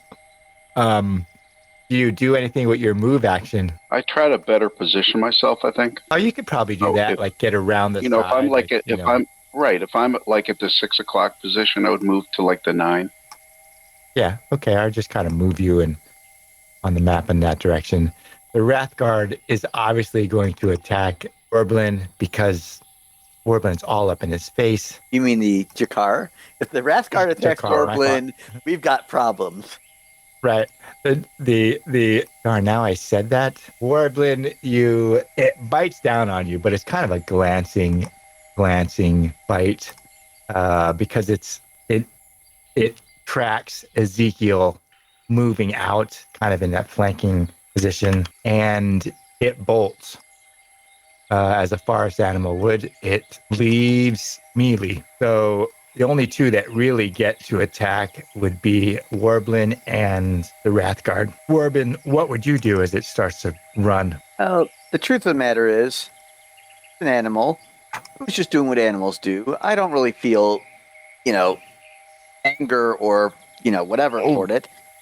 If the Wrathguard attacks it, I will stab it with my dagger, but otherwise I just respect that it's an animal. Yeah, the Wrathguard just kind of posts up to you and looks at you, Warbling, and says, well, I guess you have to use another day to get a Jakar. It can be a bit quick to let this one go. He kind of kneels next to the body of the partially eaten and broken man, Ambrian, that has fallen from the top, and starts looking at him. And you know this one, Warbling? I'll look him over. Is he one of the two that killed Jaw? Yeah. Yes, this is one of the assholes who killed Crueljaw. He kind of looks up and he goes, I don't see a rope. I think they both chose to jump for some stupid Ambrian reason. Right. He looks over his shoulder and he goes, Ambrian Ezekiel, you know this man. Have you seen him before in your lands? I don't think so. Kind of stands up and he goes, well, we don't want more Jakars. We should probably just put him under rocks. Fill the cairn. I don't feel like carrying him back to the cliff face and burning them. We just put stones on him? Right. That's what he's suggesting. I'd much rather pee on him, but okay. Stones it is. Sure. Charly, you're still in owl form. Mm-hmm. Warbling and... cunning, you're at 6, so I can see that. And else? Warbling and Ezekiel make cunning rolls. Wow. Warbling, in what fashion have you had experience with the Ambrian army? Okay, so I don't know if it was the Ambrian army, but I've had some mercenaries attack my village when I was younger. So, like, in terms of if it's like a thing like recognizing insignia, I probably haven't really had enough experience that's reasonable. Yeah, for whatever reasons, Warbling, perhaps when you're building, you start putting rocks on this man, cover his body so that it doesn't attract more predators. Before we cover him up, I will strip him of anything that might, he might have a note for why they did whatever they were doing. He might have Thaler on him. Anything that seems like it would be useful, interesting, or valuable. Yeah, you find this small leather pouch, and when you open it up, you find this tiny black red gem. Its surface is completely raw and uncut, but it's obviously some sort of gem. You don't really find anything else. Almost Warbling feels that it was payment, maybe, or he gets this idea that this man was paid with this raw, uncut gem. Warbling doesn't know how much it's worth, but it's worth a fair amount, fairly. And he also notices that the man's Ambrian army gear is without adorning. Insignia. Yeah, almost like the insignia was torn off. You can see little stitch marks where there may have been an insignia. And so he finds this little pouch with a tiny black a tiny red gem in it, and finds that the man's clothing, although it's, in terrible disrepair from falling off the cliff, is missing. It looks like there was things on it that have been torn off. Was he wearing chainmail and a helm or a sword? Yeah, he No, had to have whatever, had some weapon because he attacked us with a weapon. Right. You probably could look about and I maybe will. you find a small shield and a scratched, now somewhat chipped and mauled sword that fell with him. Pretty close by, but it's 5, 10, 15 paces in some rocks, that sort of thing. Okay. I'll collect them both because, I'm poor, basically. Right. Theur looks at you and goes, "What did you find there, Goblin?" Weapon and its shield. And Oh, a gem in a bag. It might be the payment, the attack. well, you were with Cruel Jaw. You could keep that. I cannot take it anyways. I am paid by the High Chieftain. They are thank yours you. if you want them. Thank you kindly. All right. So you finish, stoning this man, putting him under stones. It takes a little while. It takes longer than you expect, really, to cover him with stones. Eventually you're done, and Miathar, brushes his hands off and goes, "Wow, we should continue south then to this place." Yep. Gene, Anyone? you see, Uh-huh. probably nobody notices, but I'm trying to orientate myself. I look up Okay. the cliff face and look around at the surroundings. Yeah, the cliff face runs north-south, almost directly north-south. Obviously, it comes in and out, in and out. It's irregular. It's not a line, but the cliff face at this point runs almost due south. You're going due south. So do I think? Oh, I think we're like here. No, you're pretty much where Warbleen is. Oh, okay, all right.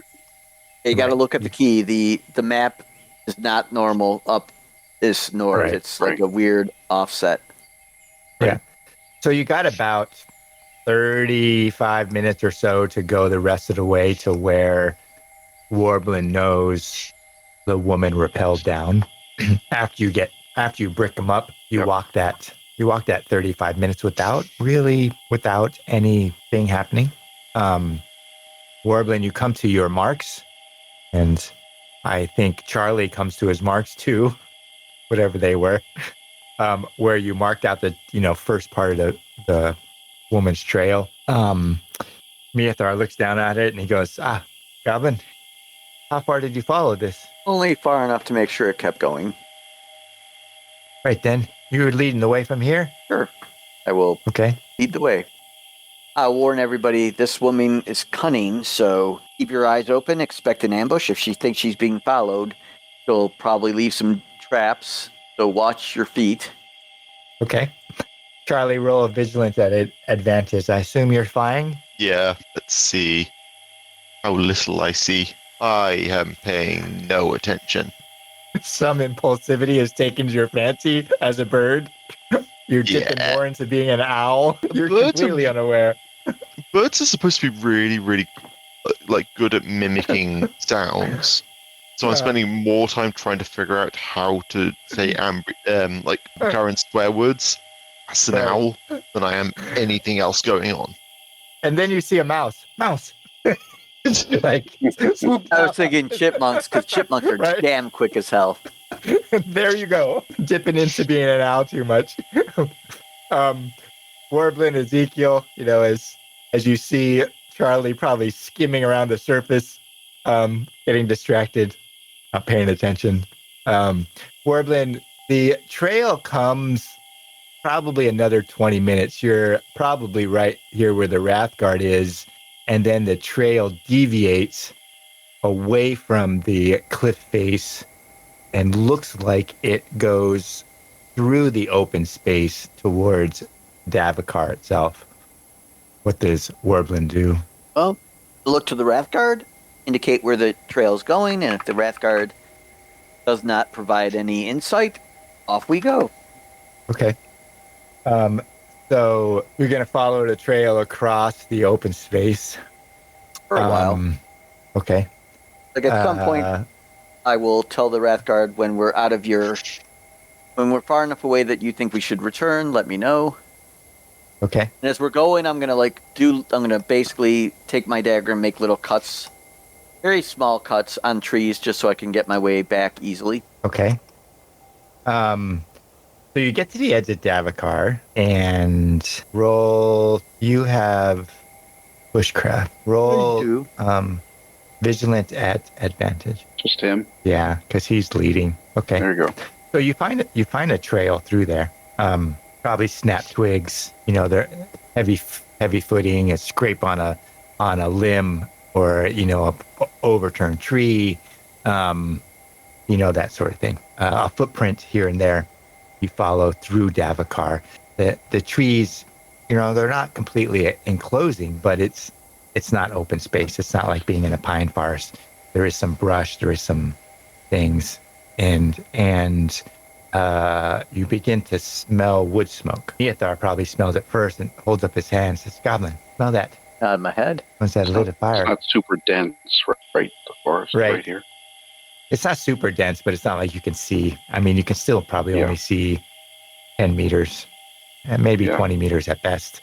You might be able to see if you peer out, if something was trailing you on either side or, that sort of thing. You probably could see a flash of movement, but it's not like open space like a pine forest, like where the ground is empty, at least in this section.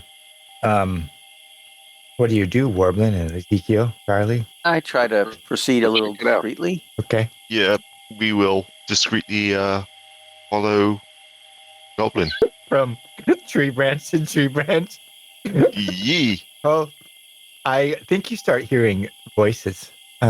You keep going, maybe 10, 15 minutes. The smell of wood smoke gets heavier. You might even see a little bit of it stuck in the trees, in the limbs itself, Warbling. And then you faintly hear voices, faintly. I get a little The- closer. Wrathguard, puts everyone down on their thing and, all right, we can't all go up there. Hell, he looks at Ezekiel. How many of us do you think, Warbling? Me and you? Sadly, I won't know until we see who's there. Yeah, we I'm can, not listening. we can to the proceed, Rathguard. and crossbow guy there can follow about 10 meters behind. He looks at Ambien. Or you and I can get into place, and then he can catch up a little bit closer once we're in place. I give him a thumbs up. What's that mean, Warbling? What's that mean? That means he approves of the plan. He's going to follow or stay here? He's going to stay here till we get in position, and we give him a signal. And once we give him a signal, he'll get closer to us. That way, Okay. we can sneak into position, and if he draws their attention, hopefully we're in a place where that's to our advantage. Okay. So you sneak up with the Wrathguard, Meathar, and maybe one other Wrathguard. Reroll this. Shit. You start hearing lots of voices, Warbling. Sorry. You hear lots of voices, and you might even hear dice. I think that gives it away, dice and laughter and voices. And then you hear the woman's voice. Shut the hell up. I recognize that voice. Yeah, the same woman who told you to back up. You're almost positive. Okay. Can't I be look. making all this noise. Is the Wrathguard right near me? Yeah, he's like crawling next to you, and he stops really quickly. Right. Looks at I you. whisper to him, "That's her." All right, then. How many do you see? I can't see any yet, but it sounds like there's more than 3 by a fair margin. Right. You come to the edge. You could probably see you're hunkered down in some brush. Maybe see a slight clearing.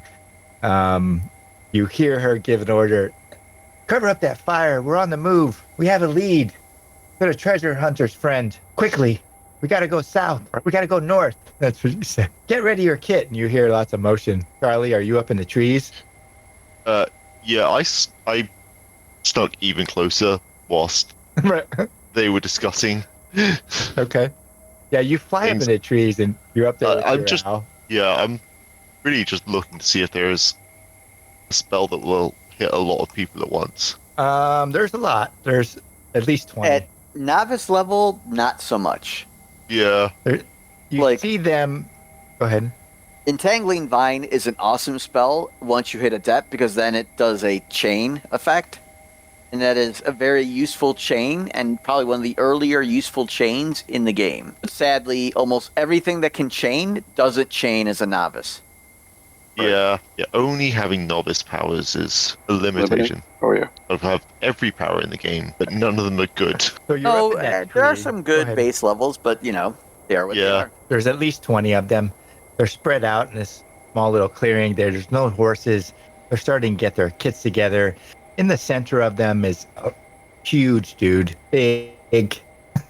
That's all you can tell. He's probably 2 or 3 heads taller than the woman, but he's almost bent over just to, look her eye to eye, and she holds his attention completely. And she's given orders for them to pack up, got to move north. But there's at least 20. They look like a mix of military men and black cloaks. That's what you can see from up in your tree. Oh, I know what I'm going to do. In my tree, I'm going to release bird shape, hugging a branch, and quite hopefully cast a spell. Okay, is successful. The other side of their camp, like just touching them, explodes into fire as I cast Flame Wall. Okay. How big is Flame Wall on the other side? I think it's supposed to be room sized. It's generic. Yeah, it's a generic thing. It takes 2 movement actions to walk around it. Oh yeah, so it could be pretty long, huh? Okay. Well, I think you cast. Now, where are you specifically in relationship to this huge wall of flame you just had occur on the other side of the camp from where Warbleen? Opposite. Oh, Warbler. Yeah. Yeah. So using our current, I'm thinking in terms of a circle. If Warbling's on at 6 o'clock of the circle, Charlie's probably at 9. He set the fire at 12. Right. On the other side of them. Yeah. Basically blocking off their escape. Anyone? There's 20 of them. Great. Yeah. All right. I do summon it close enough to because you can summon it on top of people. Yep. And they Sure. automatically take a d12 fire damage. So Yeah, they're pretty spread out, but roll 1d4. You only catch one of them. Yep. One of them gets 6. Okay. He's probably out. He was probably out relieving himself on the outskirts a little bit of the camp, or maybe he's at that edge where you cause this flame wall. He gets armor for that. It's fire. Yeah, it's fire. I think it bypasses, right? Yeah, that's why That's what we were fire's. talking about. Remember we were talking about brimstone the other day, Gene? Yeah, no, brimstone cascade is like you're throwing a coal Yeah, at coal. someone. Okay. Let me end this Temporary. one. I need roll. Let's do another resolute. Great. We are Gene. All right, so go ahead. I should have targeted someone because I'm being mean to these people. Do you know what? Does the person that got hit with the person closest to the one that got hit with the flames, does he have would he be able to beat a margin of 10 by contesting resolute? No. Okay. Yeah, I mean, no one 10 can really. 10, no one can. Of 10. Yeah, it's huge. He suffers 6 points of temporary corruption. Oh shit! All right, I'll tell you what. Take a break for 5 minutes. Is it 2d8 or 1d8? With adept level of channeling, I roll twice for corruption, and I can choose which one to take. And with the master level of corruption, I can pass that level, the corruption I take, onto other people. So You Charlie's took the highest by default. yeah, I chose to take higher to pass on. Wrap it up and Right. give it as a gift. Yep. So you need Take to take a break. take 5 minutes. Let me get the map set up. All right. Because obviously I have no Because plan. things are going to get complicated. right. They are. Yeah. Let me get because I got to pull out 20 different thing. So take a break. Let me get the map set up. Put us on the map. We're clean it up a little bit, and because the impetuous Charly has just thrown a firewall behind them, and they're likely going to start running towards you. There's 20, well, -1, but there's also some other things that are going to happen. So take me a 5-minute break, and then I'll try to get this map set up quickly, and we go from there. All right. All right. Gene, whenever spell power says sustained or that the caster has to make a resolute, does that mean he's concentrating? Or should it say specifically in the spell? Maintenance is something that typically happens, but some spells that require maintenance do not require concentration. If you need to roll concentration, it'll say specifically. Yeah, a lot of concentration is if being damaged will disrupt the casting. Right. So Whereas most of them maintenance is just a contested. It's an upkeep. It's an upkeep roll that you have to keep it going. Like for spells that last more than one round, keep it going. Usually, you have to do an upkeep. That means most powers do not require like a concentration like old style D&D. That is correct. Yep. In fact, no spell necessarily requires it in old school, but Symbarum's a little open-ended. So if you're GM, like I used to do a guy who would have concentration, I made it internally that I would never have 2 concentrations up at the same time. But there's no rule that says you can't. That's kind of more of a GM flavor thing, in my opinion. Actually, well, no, you specifically can have multiple concentration powers going at the same time. Oh, you can? Yeah, the concentration thing on page 130.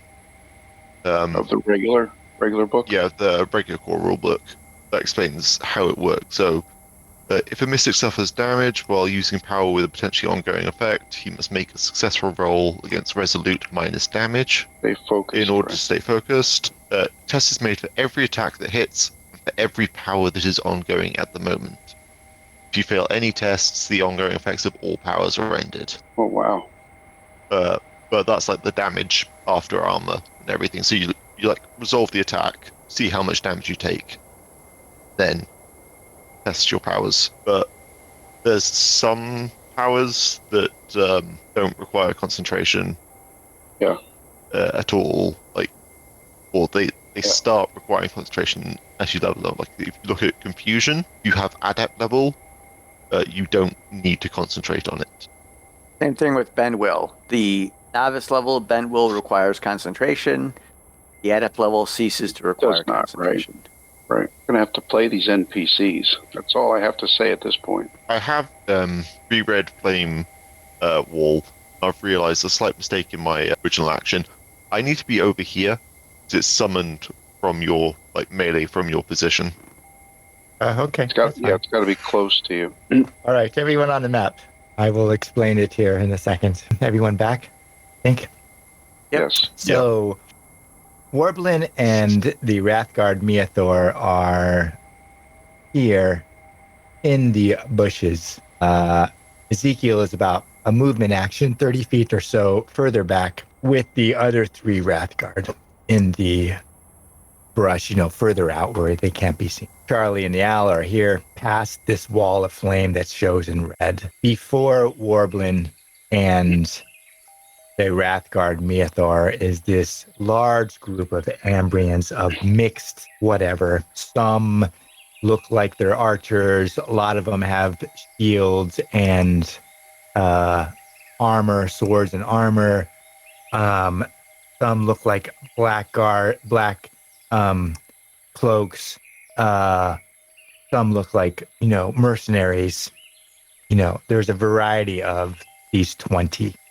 In the center is the woman and a larger man. They're the only 2 icons that are kind of different from anyone else, but right there. And so I will just probably can't do that. So they're in the center and this scrum happens. Then Charly sets off his firewall, which is that ranging line that goes from the right to the left. As that firewall hits, and it hits one of them and it gets corruption, correct, Charlie? No, he Different gave guy. corruption to someone else. I gave corruption to one of the other people. Like, Okay. would have been either this guy or this guy. I was kind of Well, just throwing it This at. one, right? It's this one right here. Yeah, Because Yeah. he's no longer human. That's the reason. How much Yeah. damage did the flame wall do?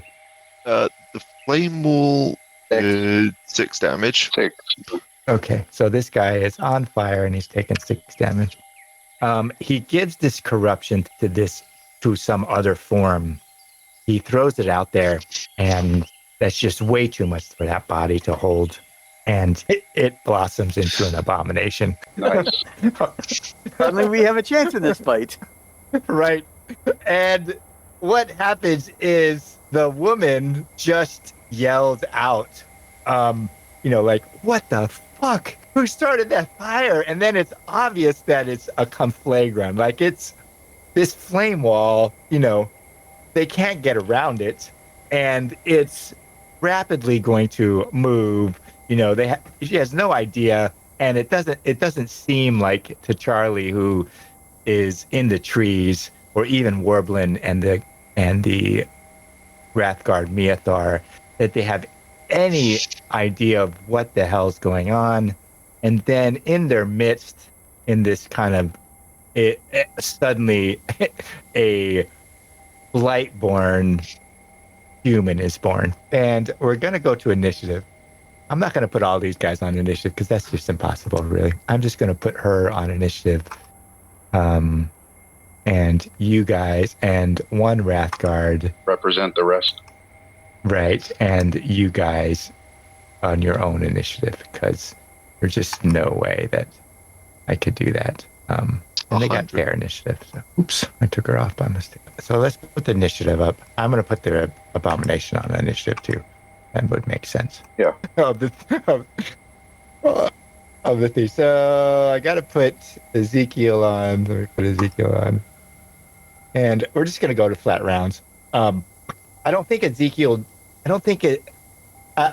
think maybe you see a flicker of the fire, and then just holy hell breaks loose.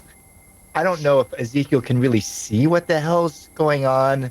Obviously, Charlie, impetuous as he is, I think it happens so quickly. Like, he's at the top of the initiative, but really, Ezekiel, I'm almost positive you have no idea. You just suddenly hear a huge hue and cry and commotion, like screaming, yelling, like it was a little burble, and then the woman's voice snapped out to tell everyone to shut the hell up. And now it's like, just you're in the middle of an arena combat, that kind of shouting, Ezekiel, out of nowhere. And we'll go by rounds, really. Ezekiel, you hear this hue and cry. You're standing with 3 other guardsmen. It's a huge sound. You might peer through the trees and see a flicker of flame that doesn't make much sense. The Wrathguards look at you and goes, what the hell is going on, Ambrian? What does Ezekiel do? You're probably a movement away from Warbleen. Right. You can't necessarily see them because they're hiding, but they're somewhere in front of you. Very, very casually, I'm like, come on, boys. All right. I see them follow you through the trees. Make a discreet at favor and advantage, I think. Oh, terrible. All right. So, yeah, I'm going to fail. I'm doing this for a reason, but you may not know about it. Oh, you made it. Okay. Roger. So you go up through the trees.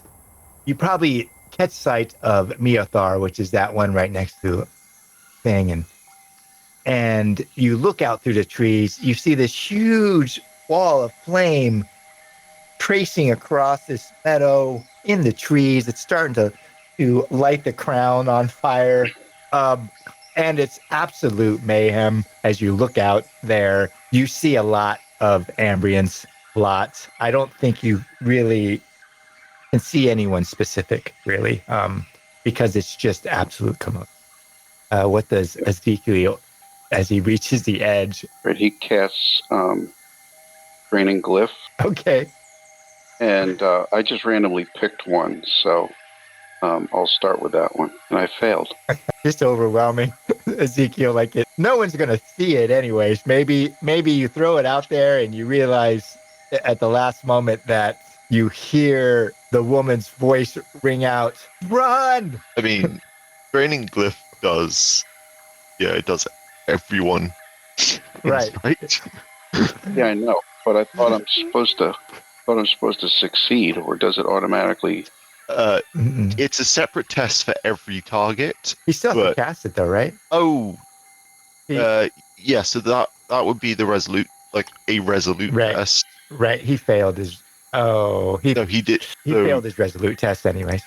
Even with He- that 16. Yes. Yes. Yeah. Right. Yep. Yeah, it was just a flat test. So, Okay, yeah. so Flat test to cast and then a contested check Right. by everyone. right. Shit! I took all that. yeah. I took all that corruption. Yeah, Uh, it's crazy. It's craziness. Warbleen, you see Ezekiel come to the side. You look out in front of you, this huge wall of flame blossoms. You see an abomination in their midst, probably because it rises up above them. It's 9 feet, 4.5 meters tall. You hear the woman's voice ring out because now you've lost sight of her because it's just pandemonium. You just hear her say, "Run!" What does Warbleen do? I whisper to Miathar and say, "Old, let Ambrians run amok." And then I cast Duck Duck Goose on the woman because she seems to be barking orders. So I really want her to be confused. Okay, you could do that. I think you could probably see her because you know where she was. Right. Well, ever since I heard her voice, I've been trying to figure out where she is and keeping an eye on her. So I cast Duck Duck Goose and hope to God it catches. It does. Duck Duck Goose. Here's the thing. You know what the closest enemy is? It's that big abomination that just sprouted. Yeah, it is, I think. That's funny. Okay, that makes sense. Does Warbleen do anything else? No. I like that. I'm hoping I'm still more or less hidden. I've asked Miathar to hold off for a little bit, and we'll see what happens. Either he Okay. pays attention or he doesn't. Charly and the owl. What does the owl do? Just stick with you, or you're going to rapidly run out of tree there, Charly? The flames are going to start coming up the tree itself. You look down below you and you realize, oh, I miscalculated. that's fine. Charlie would have had to have been low down to cast this along the ground. So Sure. it's not like I'm falling 20 feet. And I'm going to make the situation worse for everyone when Charlie's turn actually comes around. Okay. So the owl is going to fly up and over the battlefield. So you can fly over flame walls. Oh, yeah, Single I think so. movement. It's A tree on the other side to give Charlie the advantage of Familiar's telepathic communication to be like, they're over here. There's a bunch on that side. all right. So the owl flies over. You see this huge Blightborn just lay into this, what appears to be black cloak, and just shred it. Shred him. Like there's just a creak of a scream that is laid out, and then he's just in pieces, strewn about the place as this Blightborn goes. The woman is going to attack, and I do think that one is going to attack. The rest of them, I think, are going to run. The characters don't perhaps realize it, but when she yells out "run" as a command and then attacks the abomination, Ezekiel may know, and Charly with lower mass may know, and even Warbleen probably does, but the Wrathguards know exactly that that's how they would act. If they were protecting their men, they would give them an order to run against all odds and then give them time. And so it doesn't appear she's confused necessarily, and that's why the other one follows her. And so she attacks the abomination Right. And then her compatriot, this huge dude, attacks the abomination also with this. He's got this twirling kind of spear, and he just lays into it as he attacks. All right. So you see them Wow. go, and then the others are going to run straight away from the wall. So they're going to take their 12, whatever. And so I'm just going to move them straight. If they would run into you, then they would run into you. Yep. And so the question is, Ezekiel, Warbleen, they're running out through the forest. Like they're literally just running. Most of them are not going to come anywhere near you unless you intervene, obviously. And they're in a dead run, really. Right. I don't know if Ezekiel and Warbleen has ever seen abominations, but they're just tucking tail and just running past you. It's like a stampede. So Warbleen, because there are probably 1, 2, 3, 4, 5, 6 that are going to run through your area. Ezekiel, what would you do as they're running through? I probably, if I could have reacted before they started running, I would have dropped to the ground to try to hide myself better. I think it's reasonable. I would have you roll a discreet to see if that happens. But I was successful in the first check, right? Of your discreet? Yeah, heading up there. Oh, you were? Okay. Yeah, I think so. So they're going to run past. Warbleen, what do you do if they're running past that place that you're in? Well, for now, I'm just going to set put because there's too many of them. And like, I would love to be able to stop them all. But if I can kill a few of them and then hunt down others later, that works for me. Okay. I tell you what, this one's going to run past you. Well, one's going to run right into the Rathgar. Yeah, they're all going to run through. Like they're all going to these are going to run through like this way. For the people that literally are going to have to move more or less through me, then I'll make a decision. But the couple that you had moved, the group that you had move already, they weren't going to, so I didn't try to do anything to. But like a couple of these guys are going to move past, and at that point, I probably will do something. Because those guys they might see me, so I'm just going to stab every single one of them that tries to pass. Okay, as long as you were going to intervene. So pick one of the two that are in front of you. I'll choose this guy. Do I have advantage because he probably didn't know I was there, or do I not? I give you advantage. Pop up out of the brush and. Good, because I need something to actually get past their armor. Okay, I called it. I needed something to get past their armor. So I think what happens is they start moving towards you. Warbleen attacks this one, and then the Wrath Guards descend. Because, the others kind of go, but it's going to be obvious, now there's going to be melee right here. They don't get to attack because they're running, and this is like in the midst of their probably second move action, whatever. So right, they stumble in upon something they didn't expect, and they're like, oh, fuck.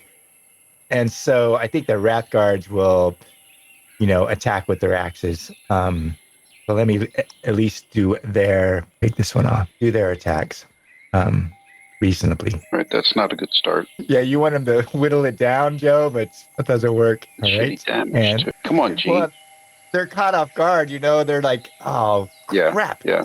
What did the goblin thinking? Right. Oh, they're missing too. One if more. you want, I'll roll for him, Gene. All right, so the Wrath Guards, there you go. The Wrath Guards close, and you got this small line of retreaters and Wrath Guards, Ezekiel, Warbleen,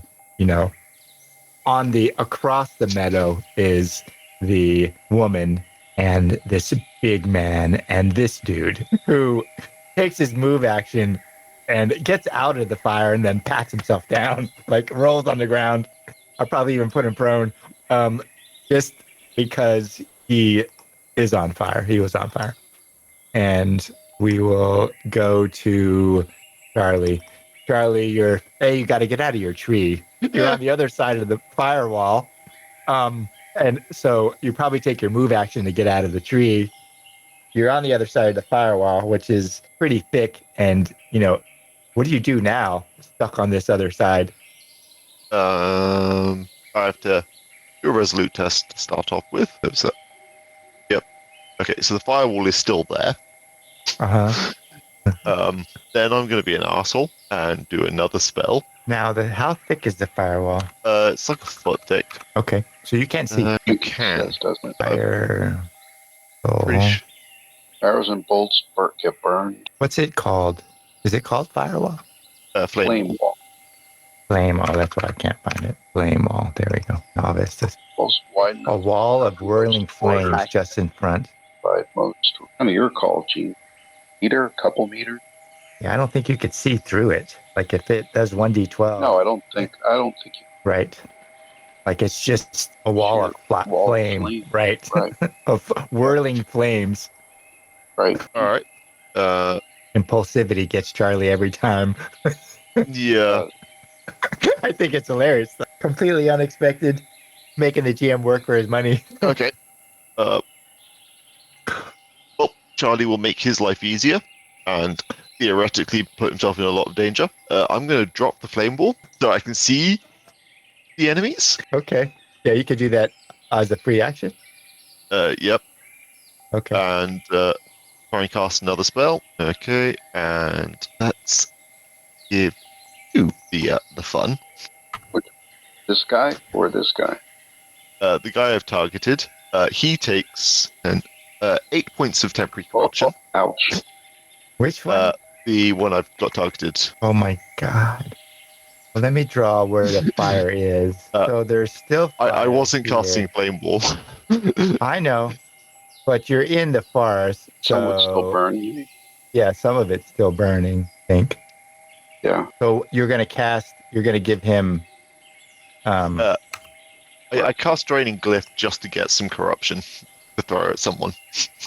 Okay. And I'm going to hit all four of the hostiles with it. So you cast Draining Glyph. Yep.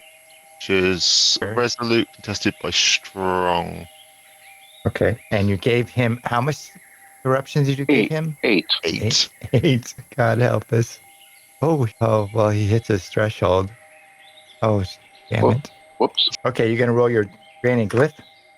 Yep. So that has that was it was whichever resolute I cast at disfavor. So the second one was the activation. So now I will test in order proximity to me. So you resolute contested by strong. Now, Draining Glyph doesn't. Well, D4 damage ignoring armor. yeah, so it wouldn't have killed him anyways. It doesn't affect the abomination.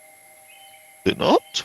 No, they have nothing to drain. They're not alive. Yeah, but they can still take damage, right? Oh, you could probably roll it. Otherwise, more than certain people will die. Now you're in trouble because the only one who could take him down was. Okay, so he takes damage. You're still rolling at So disfavor. It doesn't matter. Yeah. oh, am I? Well, you did the first one, I think. And the second one. I think. No, it looks like you only rolled. Oh, you did. Yeah. So everyone. Yeah, last one. So Okay. everyone takes 3 points of damage, and then I run the fuck away, Which direction? just away from the abominations. 3 points of damage. Goodness. All right. Now there's 2 abominations. As you throw that spell, the henchman of the red cloaked woman cries out and just changes into abomination. Right. I don't know if anyone can see it, but that's what happens as you run away. Charlie, Ezekiel, you could probably see what happens in the meadow. It looks terrible. All of a sudden, you see another abomination form. You got men in front of you and rat guards on either side. What does Ezekiel do? Now, do I think that I'm still maybe hidden, possibly? Oh, no, not anymore. Okay. You can still extricate yourself, but you'd have to run. That's what I'm going to do. Okay. But I can't run backwards because there's guys right behind me. Oh, you could run. They're like running through the forest. They're not paying attention to you. The guys behind you are just going to go unless you do something to stop them. So if you want to run away from melee, you can do that. They're going to get to an attack of opportunity as you do that, unless you have acrobatics, right? I don't have acrobatics. All right. I will target you, and let me do that. That's fine. We'll do this. Miss. He misses. And let me roll this one other. So you turn and just run? Sprint. How come? Because I'm almost at my threshold. Okay. This other one Or else I would stay there and fight. Yeah. Yeah, they both miss you as you run backwards. How far are you going to go? You're just going to keep going? It depends on how far these guys that I hear running alongside me go. Yeah, I mean, they're probably going to disappear. Like, really, unless you stop them, they're going to run in, I'll make them invisible. But, at some point, they're going to regroup in the distance. But we're at the point, it's going to be a ways out, say 300 yards. How far you would consider running? Okay, so I would say, I would probably run about 50 meters and then try to work my way around. If you're looking at the map, to the west side of the map. Okay. Warbleen, the flame wall drops. 2 abominations pop up in the field in front of you. You got Ambrians in front of you and Wrathguards. You see Ezekial break. You have no idea where Charly is. It's complete mayhem. Yes, it is. Well, first thing I'm going to do is maintain confusion. Okay. On my little friend. And she's continued to be confused. She is going to continue to attack the closest enemy. I'm then going to try to duck, goose one of the abominations, because that is useful and funny. What are you doing? Confusion. I call it duck, goose on on the left of the 2 abomination. It does not work, which makes me slightly sad face. So now I have to decide whether I have to do this now or do this following turn. I'm strong gifted in confusion, by the way, Gene, which is why I'm reducing my temporary corruption. Sure. I am going to. Oh wait, hold on. I get to do a re-roll because of troll singing. So I'm going to go ahead and re-roll that confusion because I forgot that was a thing. So we're going to try to. We're going to re-roll the confusion on that abomination. Oh, the abomination is also confused. I am then going to do this song. Combat him. So I'm going to roll resolute. But didn't you use confusion this turn? It's a free action to do combat. Oh, free. Okay. It is. So I start. Oh shit! And I posted 2 songs in our general chat. One of them is 76 trombones, and that's the tune to which I'm doing the hum. But the second one is a Tibetan throat singing thing, which actually kind of gives you a hint of like how it sounds. So kind of blend those 2 together, and that's what Warbleen's, because his combat hymn is very, very upbeat. But sadly, he didn't succeed. So he gets a little bit of corruption for that. Okay, so might try that next turn. Is your temporary corruption a problem? I'm at 3 of 15. Okay. So not really a problem. Now, does he do anything with his move action? Nope. He's Okay. gonna wait for these idiots to attack him like idiots. That's his turn. The abominations get to attack. But a lot of dice did really badly. right. She survives. She survives somehow. This one has to do a quick action just to stand. All right. Can't attack. Nope. So it has to stand before it can do anything. And see who's next on initiative. What does the owl do? The owl continues to perch in a tree and let Charly know what is going on through the familiar ink. Okay, right. So it's this one. The red-haired woman attacks the one that just stood up and completely misses. And then the Koreans attack. First 2. Oops, I gotta do what? first two attack Warbleen on that side. Okay, yeah, you might want to resolve them one at a time because when one of them sees what happens, the other one might not want to do it. Just saying. Really He's wish I got had that nowhere plus. to go. I really wish I had that +1. Okay, so he's gonna get potentially thrown. Okay. What did I say? It was strong versus strong, I think. Yes. Let me confirm. Just quick versus strong. I got to make a quick versus his strong. So Ooh, just made it. okay, so he now takes D4 ignoring armor damage and gets thrown to the ground and does not get an active action next turn. Okay. He takes 2 points, ignores armor. Okay. The other one's still going to attack you. I know, but it's just funny because he sees his buddy swing and like get thrown to his ass, and it's like, oh, that can't happen to me, right? But we'll see.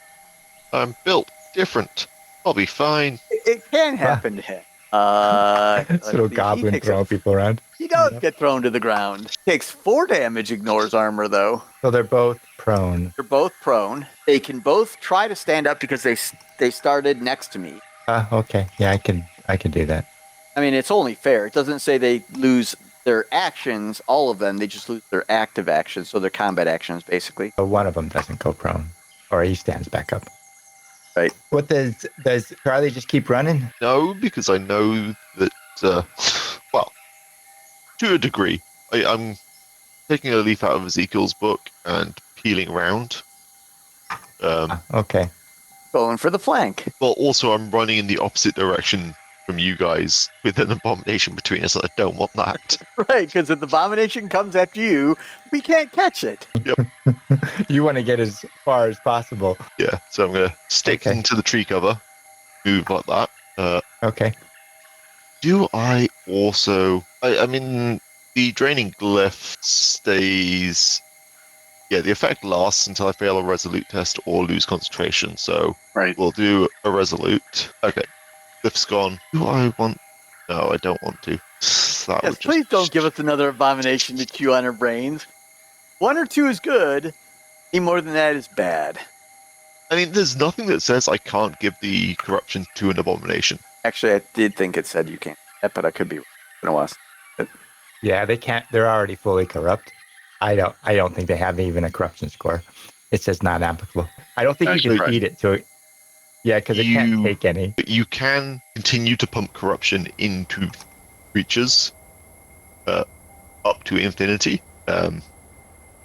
because that's one of the like disgusting channeling combinations. It is like you just have a disembodied, like a creature that is functionally harmless in a cage next to you, and every time you cast a spell, you just dump your corruption into it.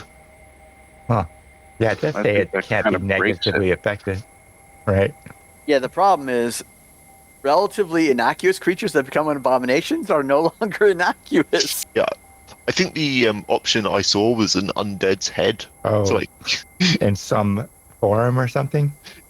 yeah, just as long as it is a creature that can exist and you successfully render it harmless whilst it's fully corrupt, you just carry on pumping stuff into it. That was part of the end goal for all the enthralled targets. They were going to be pet abominations. I would probably nix it. I Pick a living one. I agree. If you can't bind will, you can't pump them full of corruption. but I can't make it You can make a more third out of abomination. control. You can make a third abomination. You got legal targets. That's right. A number of them. The more you You've already make, the made more they 2. chase you when everybody else is dead. And I don't think they get very tired. You want to give it to that one that's still up front? I No, suggest one of these back here. We need to interrogate her corpse, and it needs to have a mouth, and I need Ezekiel to show me Well, his trick. you could see everyone in this group. You could feed any of them corruption, or you could just roll 1, 2, 3, 4, 5. You could roll you could put /R 1d5. You could make it random. I mean, I haven't cast a spell yet, Oh, okay. but I'm thinking about doing it. Impulsive says that once you've said you're going to do something, you have to do it. Just randomly pick one. I know what I'm going to cast. Don't give him the big number. You could do that. Yeah. None of the abominations are. Which of the abominations is confused? One on the left. One on the left. Okay. I'm going to try and cast Black Bolt at the one on the right. Okay. Oh, bollocks. Oh, that's terrible. Might be the first time I heard you say bollocks too, but Might Is be. that better left for two when you roll that 20 back? Yep. I am yeah. out of it for 2 rounds. Oh yeah. You start seizing in the bush. Too bad you weren't closer. Oh yeah. All right, You'd really be in Charly, trouble. you're in this little ravine, taking. Yep. Woo. I take 1 point of temporary corruption. Okay, Ezekiel, you're way out in the forest. What are you doing out there? It's going to take me, I'm assuming, a couple rounds to work my way around to the west. So. Okay, yeah, it probably would. Like if you're meandering your way over to the west, which just leaves because I'm not Warbleen and. I'm not going to make a beeline to the clearing. Okay. Warbleen, you have one who's prone next to you. The Wrathguards are next to you. What does Warbleen do? The first thing I'm going to do, maintenance. I've got a couple of confused bunnies. So, going to ability. Well, the abomination is still confused, but this time he's going to sit there and attack one of his allies that is closest. Now I'm going to try to maintain maintenance on the soldier lady. Okay, she's freed. Now I'm going to try to confuse the final doodah. Casting final abomination. He's confused. He's going to keep attacking. Oh no, he's just going to stand there like an idiot. Okay, so I up a little bit. So it goes down to 4, because 2. Now I'm going to try the throat singing again because I like it. It's fun. Okay, so now here's what happens, G.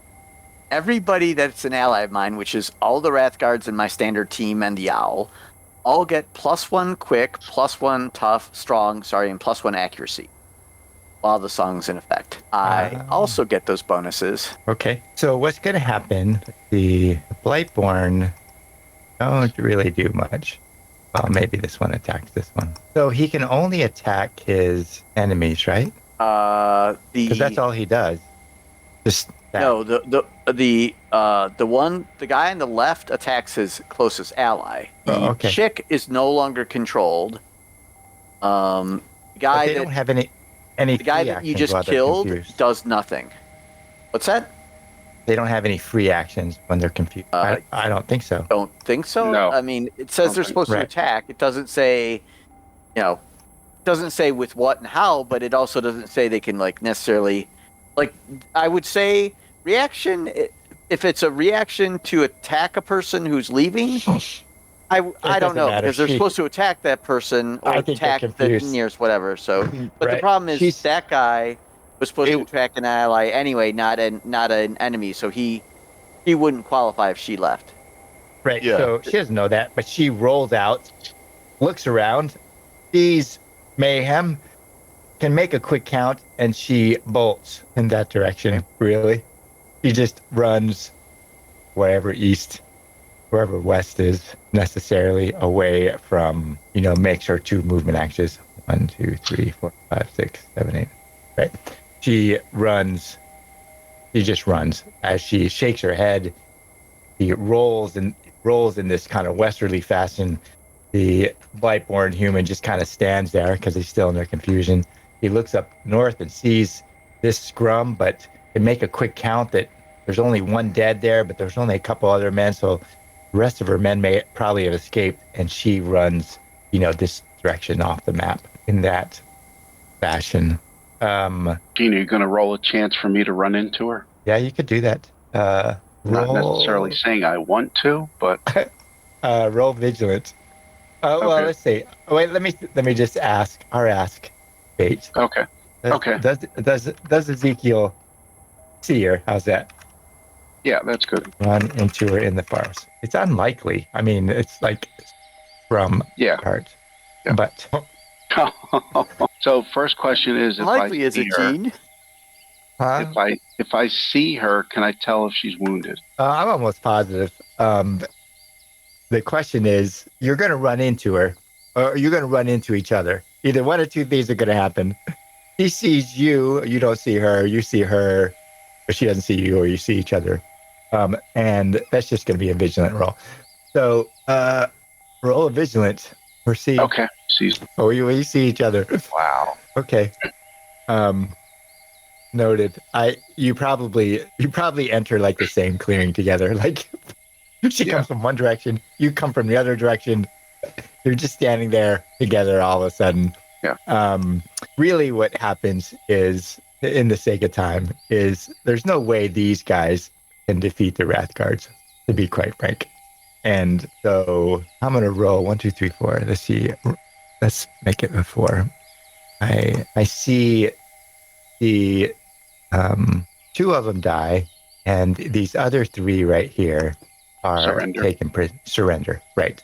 Surrender. I'm just going to mark them with a sad face, put them unconscious. They surrender, Warbleen, as you're there. There's just no way. The Wrath Guards and you are going to be way too strong, and they eventually either get knocked unconscious or flat out surrender. What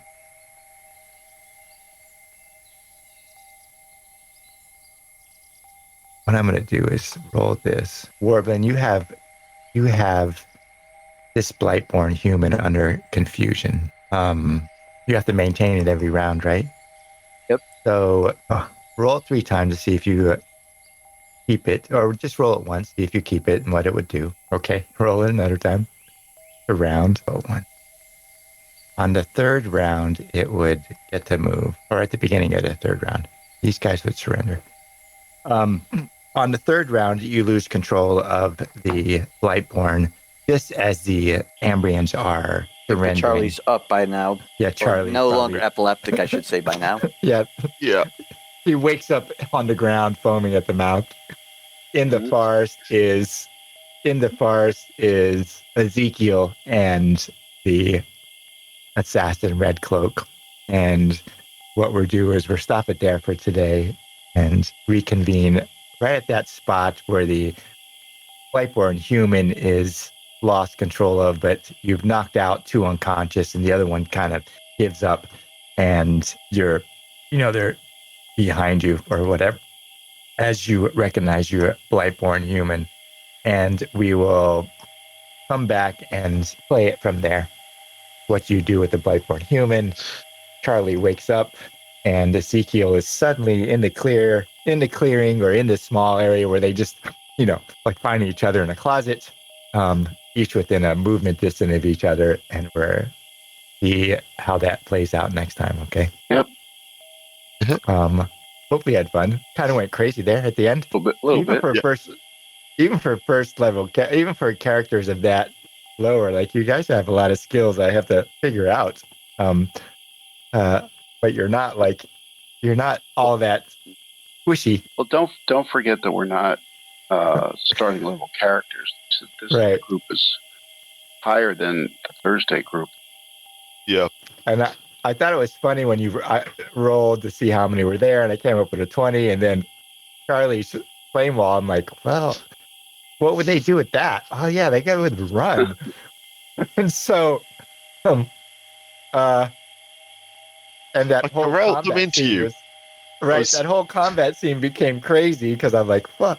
But I thought it was pretty funny. I did think it was funny, Ezekiel sneaking up on his undead. I thought that was hilarious. That role play was pretty funny. That one that you rolled was fantastic. I like Warbleen's role play, and some of his skills are really interesting. And of course, Charly being impulsive is quite hilarious. Keeps me on my toes. I'm gonna cast flame wall behind them. Oh, great! Now what? And then he feeds one to corruption. It turns into abomination. I'm like, oh my goodness, that was pretty funny. And I'll see you next week. Hopefully you guys will have a great weekend. The problem wasn't the first abomination he made. The problem was the second one while the first one was still alive. Right. Yeah, but I thought that the other guy was going to the guy I turned into the second abomination was potentially too strong.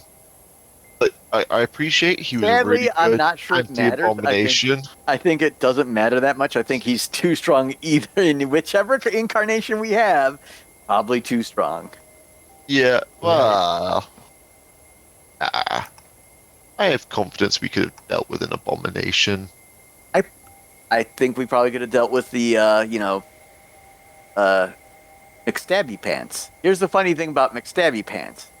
If McStabby stabs me with a long weapon, I still can wrestle his ass. Yeah, because reach isn't a thing in this. It's Right, just, fine, He he's got a long weapon, that's great and all, but if he fails to hit me, he's subject to wrestling, so, he is going to be. like I'm not gonna approach him so he gets a free shot at me, but when he approaches me, it's not as useful as he would like it to be. He was probably the most dangerous character on the board until the abomination showed up. Until the abomination showed up, and then that all went Oh, out. he was the abomination. Now he's the abomination, and now you're like, oh. Yeah. All right. Well, have a great weekend. You too, Gene. YouTube. Mhm. Thanks for running.